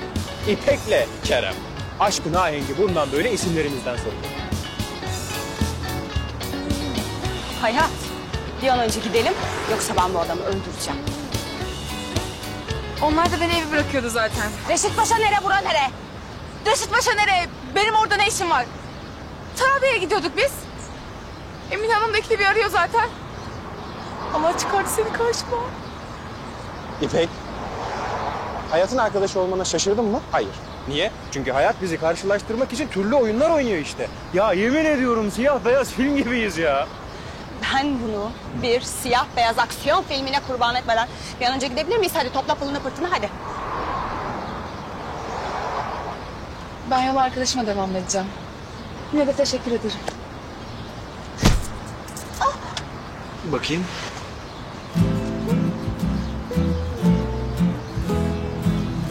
Korkma, yaşayacaksın.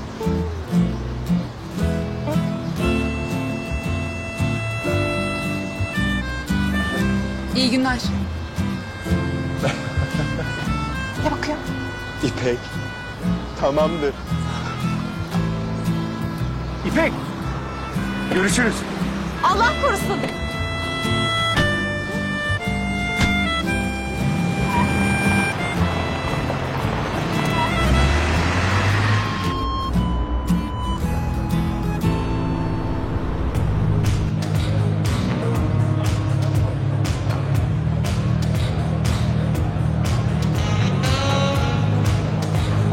Ben anlamıştım zaten bir şeyler olduğunu ya. Ben anlamıştım. Şimdi karpuz gibi ortadan ikiye çatlasam. Ben ne diyorum, sen ne diyorsun ya? Sen tam 4,5 saattir Murat diyorsun, ben de dinliyorum. Şiştim. Şuraya bakar mısın? Kilo değil bunlar, hep ödem. Şişirin beni. Yenileyim mi? Ne güzel yenileyim diyorsunuz. Yenileme, yinele. Peki yeniliyorum. Yenileyim mi? Bir de esprili bu serseri. Aslında çok farklı bir şey içmek istiyorum. Nasıl söylesem böyle farklı arayışlar içerisindeyim. Yani böyle insanın içini ısıtırken yüzüne böyle serin serin ılık ılık rüzgar gibi çarpacak gibi bir şey. O zaman siz klimanın altına geçin. Ben size bir kahve yapayım. Kesin serseri. Sen bana en iyisi bir come mi coco y vamos a la arena caliente. Hiç duymadım. İçeriği ne? Flört etmem bitti hissediyorum. Aa, ne yapacağımı söylesen lütfen.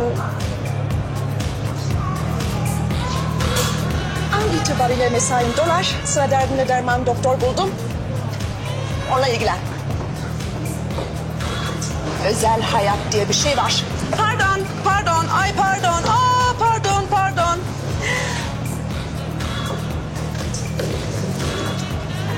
Ne haber?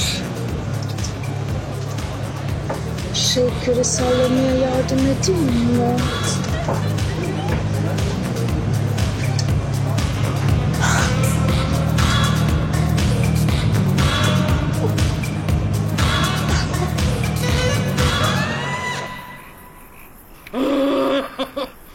Uy! Öldürecek bu kız beni. Öldürecek bu kız beni. Aa, bu saat oldu. Nerede kaldı bunlar? Nerede? Yoldaymışlar ya Emine. Sakinleş azıcık. Kız ne yoluymuş bu? He? Nerede toplanmışlar bunlar? He? De bakayım bana. Nerede? He? Fizan'da mı? Fizan'da mı toplanmış bunlar? Aa ama tansiyon 18 olmuş bu şekilde olmaz Emine teyze. Hayır lütfen. Yaslanıyorsun arkana. Ben bileyim buna ne yapacağımı. Ben bileyim. Babası dedi zaten. Babası dedi. Eti senin kemiği benim bundan sonra dedi ya. Bunun gelişinden belliydi tersliği gelişinden. Aa neden zor bir doğum mu olmuştu Emine teyzeciğim? Kız anam. Bu var ya bu. Ah. Milletin çocuğu ya başından gelir ya ayaklarından. Aha bu bizimki var ya. Poposundan geldi poposundan. İç dış 33 dikiş. Ya hem de olmamış. Böyle küçücük 8 ay. Ya. Siz de düşündünüz böyle zor doğdu. İyi yaşasın, uzun yaşasın diye adını Hayat koyalım dediniz. Yok, 2 günlükken divandan kendini evin hayatına atmış. O yüzden öyle koymuşlar. Yok ya, bildiğimiz Hayat. He, evin böyle avlusu. Neyse, tamam. Kolonya ferahlattı biraz. Böyle başımın ağrısı da geçiyor gibi. İyiyim. Geldik. Oh, çok şükür.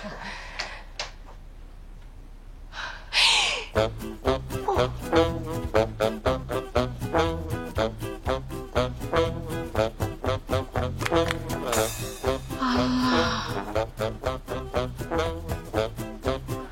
Hayat. O üstündeki ne çocuğun? Kız Hayat, bu ne hal? İş kıyafeti diyelim, konu uzamasın anneciğim. İş. Ne işiymiş ki bu acaba? Anne! Anne! Sakin. Ya abi kız iki göz iki çeşme ağlıyordu diyorum sana. Ben de ne yapacağımı bilemedim.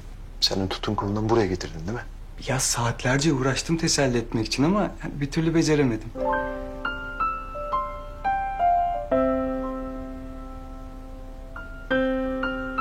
Sabah bu kızın bir şey yoktu yani. Niye şimdi tekrar coştu onu anlamadım ben. Ya ben de.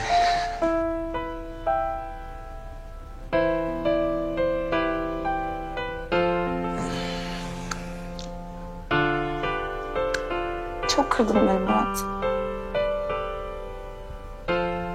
Bizim ilişkimiz sürerken de sen görüşüyor muydun o kızla?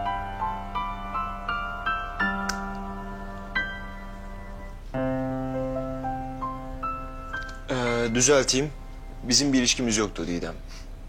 Ve kimden bahsettiğini anlamadım. Çocukluk aşkın işte. Suna. O nereden çıktı şimdi? Doruk her şeyi anlattı bana. Dur.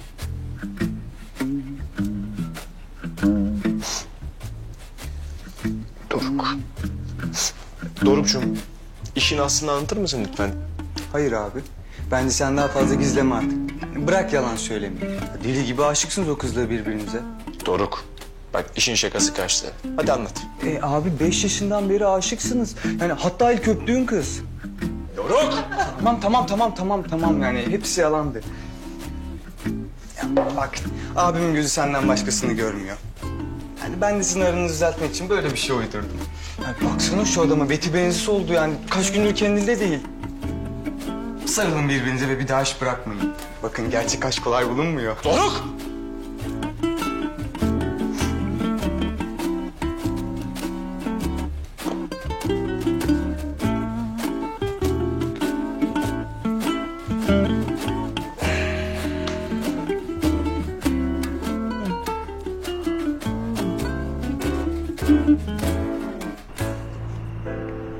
Al iç şunu.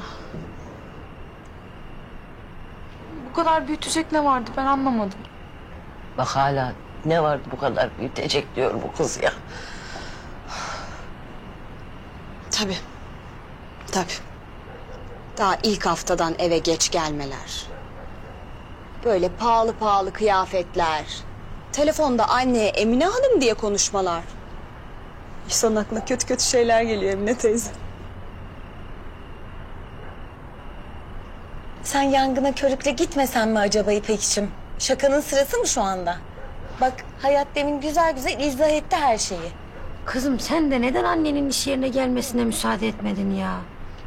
Fadik teyzem ya, ilk günden olur mu öyle şey? Ne öyle ilkokul çocuğu gibi elinden tutup... Hem ben gelme demedim. Bugün olmaz, başka zaman dedim. Baban da öyle dedi. Bugün olmazsa başka zaman çıkar o işin kokusu nasıl olsa dedi. Adam haklı çıktı. Dedi ama bana dedi. Dedi. Daha İstanbul'da okul kazandığında dedi. Göndermeyelim. Okul okuyacağım diye gider, dönmez o bir daha dedi. Ben dinlemedim. Dinlemedin de ne oldu anne? Öyle bir tablo çiziyorsun ki sanki ben işe gitmemişim, kötü yola düşmüşüm. Kafayın dikeye doğru gidersen o da olacak yakında. Allah'ım bana bir şey oluyor gene Fadik. Anneciğim, bak benim kafamın dikine gittiğim yok. Kendim için doğru olanı yapmaya çalışıyorum ben. Sen nereden bileceksin eğriyi doğru? Ha? Peki sen nereden bileceksin benim için neyin doğru olduğunu? Zaman değişti. Bir kadın olarak evlenip çocuk yapmaktan daha fazla beklentim var hayattan. Bir kerecik de kızmak yerine anlamaya çalışın. Bir kerecik de bana ne istediğimi sorun. Siz böyle yaptıkça ben hayattan soğuyorum.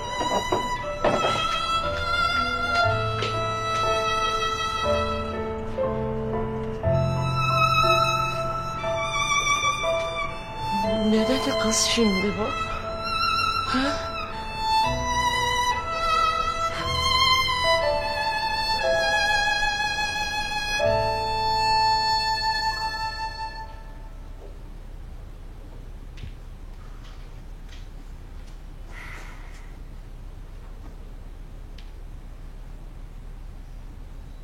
Senin de gece gece canını sıktım. Kusura bakma. Ama toparladım şimdi. İyiyim. Kahve yaptım istersen hiç daha iyi hissedersin. Hiçbir şey bana kendimi iyi hissettiremez şu an. Çok utanıyorum. Tamam takma kafanı sorun yok. Sorun o değil. Tamam doğrunu söyledin de takma. Her zamanki bizim Doruk işte eşek şakaları. Ya ben nasıl oldu da o kızla seni yakıştırdım diye utanıyorum şimdi kendimden. Yine mi aynı konu ya? Ya öyle demek istemedim. Babanın arkadaşının kızı olduğunu bilmiyordum ben bir kere. Öyle olduğunu bilseydim yaptığı terbiyesizliği saklardım. Söylemezdim. Sen hala orada mısın? O kız seni bugün kurtarmak için kendini ortaya attı farkında mısın? Derdi beni kurtarmak değilmiş ama. Ay neymiş derdi? Sen misin? Senin dikkatini çekmek için yapmış. Doğrusu müthiş numara ama. Bütün setin ilgi odağı oldu. Bırak Allah aşkına ya. Ya ben de inanamadım. Bu kadar resmen ruh hastalığı. Asistan kızlardan biri Zafer'in telefonda başka bir arkadaşına anlatırken duymuş. Ayrıca tek terbiyesizlik yaptık işte ben değilmişim. Torpilli oluşuna güveniyor herhalde. Neyse yakında çıkar kokusu. Sen de gerçek yüzünü görürsün.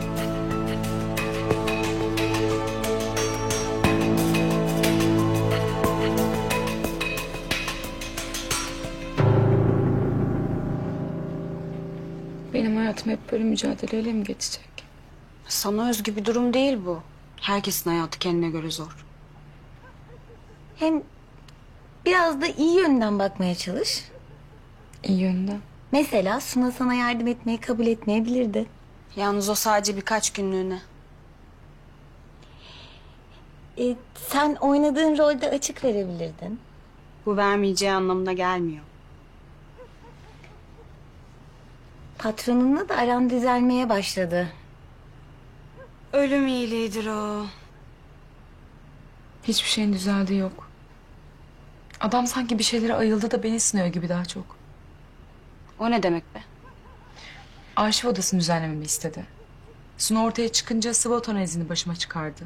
İki tarafta İngilizce bilirken bana Arapça çevirmenlik yaptırdı saatlerce. Bir de yolda gelirken CV'mle ilgili sorguya çekti. Adam bir şeylerden şüphelense neden saklasın ki? Direkt sorar. Sormaz o, sormaz. Süründürür. Emin olsa bile kök söktürür. Tipik patron işte. Patronlukla ilgisi yok. Adam bir tuhaf. Ne düşündüğünü ya da ne hissettiğini anlamak imkansız.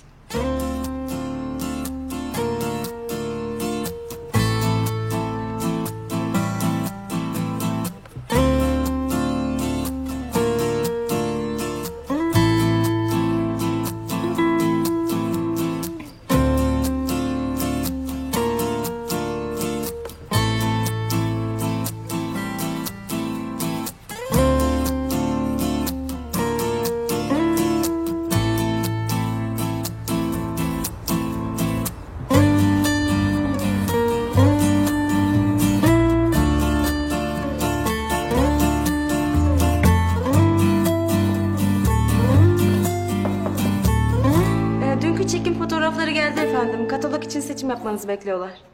Bırak buraya Çağla.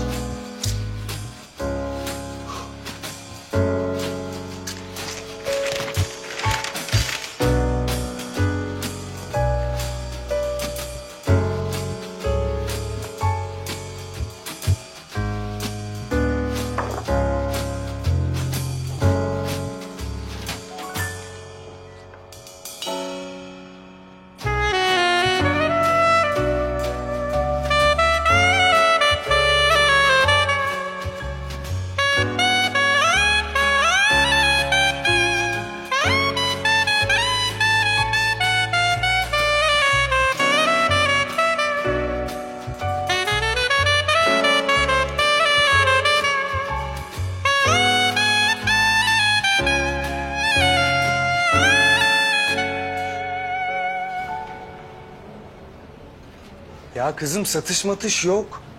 Ya hem ben sana bu gece takılırız demedim ki. Ya bir gece takılırız dedim. Ya tehdit var, ısrar yok diyorsun. Ya bu akşam başka bir program yaptım diyorum. Bunun neyini anlamıyorsun? Bak bir dakika. Ben sana vereyim akşamki muhatabı. Kişi kendi anlatsın. Konuş. Ne demem gerekiyor? Olur mu canım öyle şey? Ya yapıştı yakamı bırakmıyor, konuş. Alo? Ben. Kız arkadaşımız. Kız arkadaşıymışım Doruk Bey'in. Doruk'un kız arkadaşıyım ben. Çok samimiyiz biz. Bakın hanımefendi, düşündüğünüz gibi değil. İzin verin açıklayayım. Doruk Bey'in, yani Doruk'un bu gece başka planı varmış sanırım. Ama siz de insanı hiç konuşturmuyorsunuz ki canım. Konuşturmaz. Aa! Bu kadar da fazla ama ha. Çocuk sana müsait değilim diyor. Sen daha neyi zorluyorsun ben anlamadım. Ay yüzsüz. Bu kadarı gerçekten yüzsüzlük. Sen kadınsın, ağırlığın olsun azıcık. Tutkal gibi yapışmışsın çocuğa. Biz mi? Bizim durumumuz farklı. Sözlüyüz de. Sözlüyüz de. Sözlüyüz biz. Evleneceğiz yakında. Düş yakasından sözlümü.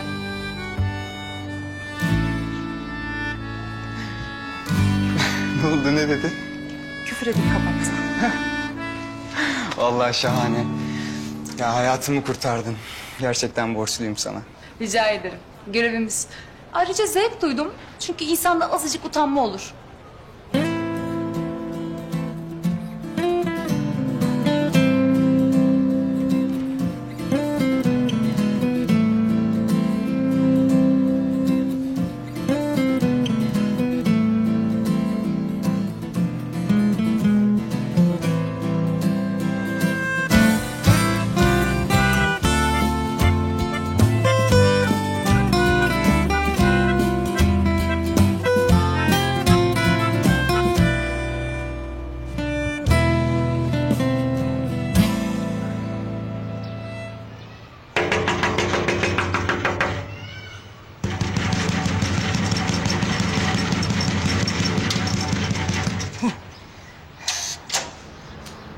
Sen miydin? Aklımı başımdan aldın alacaklı gibi.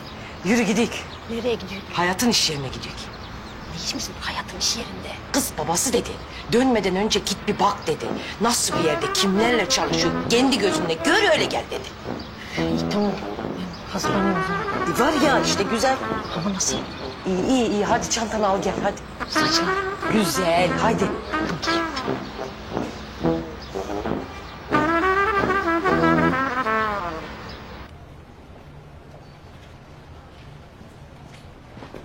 Müsaade var mı? Gerçi girmiş bulundum. Sizi sahtede görme şerefini neye borçluyuz Doruk Bey? Ya gitmesek de görmesek de burada bir iş yerimiz var değil mi, babamıza ait? Aklına gelmesi iyi olmuş. Vallahi bugün de tadından yenmiyorsun. Sen de çalışanlarla kaynayacak kadar keyifli bir gündesin anlaşılan. Kimle? Sunay'la mı? Hanımefendi kendisine hayat denmesini tercih ediyor. Daha oraya kadar gelmediniz mi? Ya, bana bak, sen bizi kıskandın mı yoksa? Tabii ki hayır. Özel hayatınızda ne yaptığınız sadece sizi ilgilendirir. Ama şirket çalışanlarıyla bu kadar laubali olman doğru değil. Ya kızla aramda bir şey yok. Olsa saklamaz söylerdim zaten. Hem ben sen değilim değil mi abi?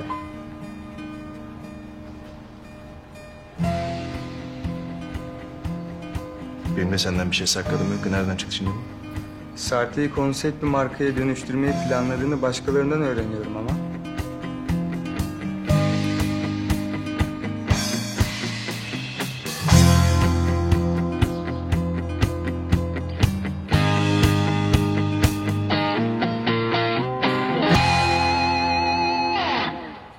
Dediğim gibi senden bir şey saklamıyorum. Toplantıya gelsen de öğrenirdin. Tamam ya, neyse ne, boş ver.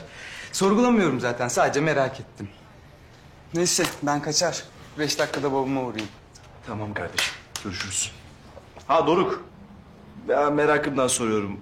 Bu konsept fikrini nereden öğrendin? Yani babamın bile haberi yoktu da. Kuşlar söyledi.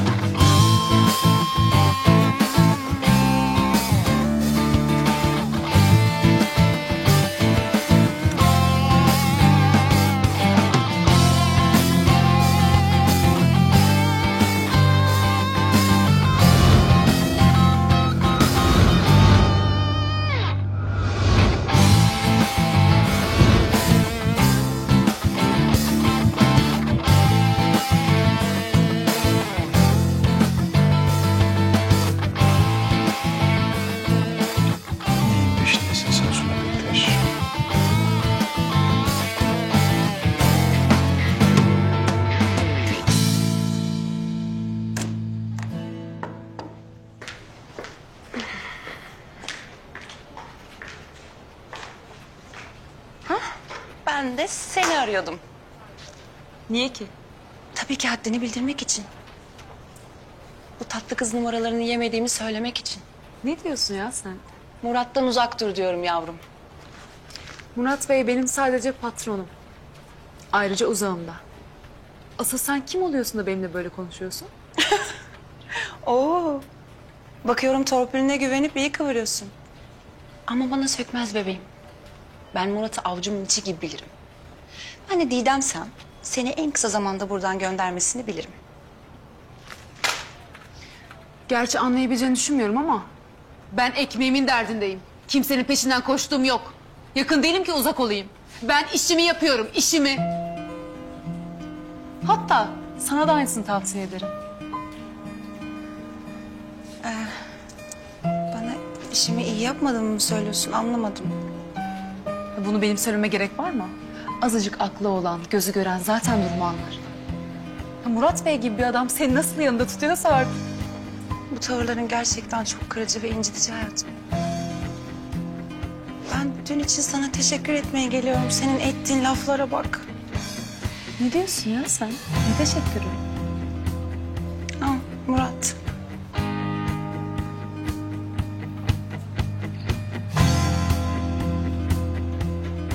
Murat Bey, ben... Derhal odama.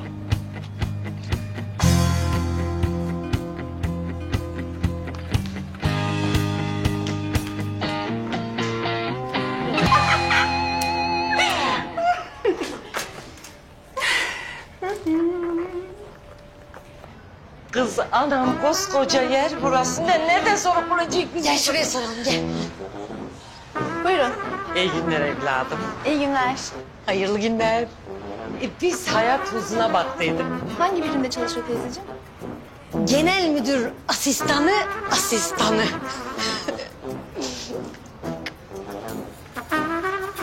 Hayat Uzun'un ziyaretçisi var.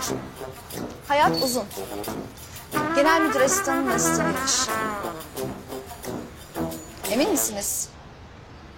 Tamam. Hayat Uzun adında biri çalışmıyormuş bizde.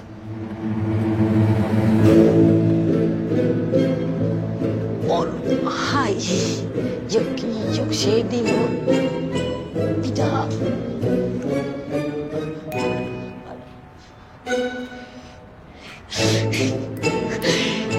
Genel müdür asistanı. Gerçekten düşündüğünüz gibi değil. Ne olur izin verin açıklayayım. Ben duyacağımı duydum. Ama öncesi var. Öncesinden de haberdarım. Size ne anlatıldı bilmiyorum ama kendimi gerçekten oyuna getirilmiş hissediyorum. Bir kere de benden dinleyin. Duyduklarımı bir kenara bırakıp gördüklerinden bahsetsek ya biraz. İşe alındığın hafta arkadaş ağırladın. Baş modelimize takıştın. Dahası hakarete varacak laflar ettin.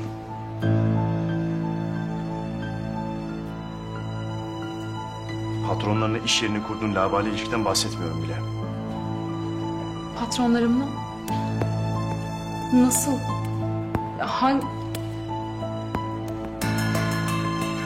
Doruk Bey'den bahsediyorsanız düşündüğünüz gibi bir şey değil de kendisi benden yardım istedi. Ben de... Ve en önemlisi, benim iznim ve emrim olmadan Araplarla yaptığımız toplantının içeriğini başkasına anlatmam.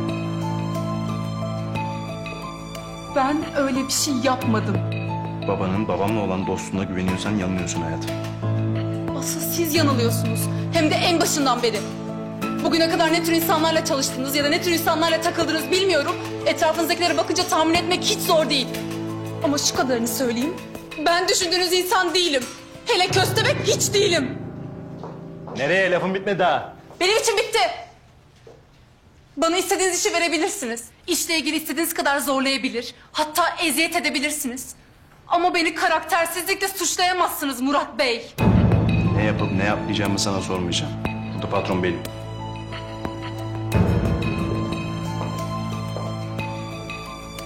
Artık değilsiniz. Çünkü istifa ediyorum.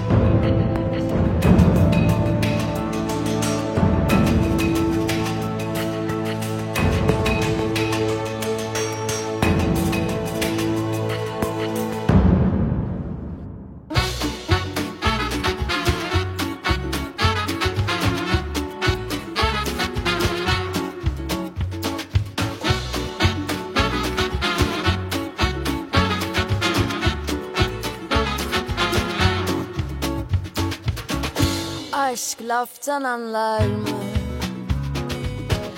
Tesadüflere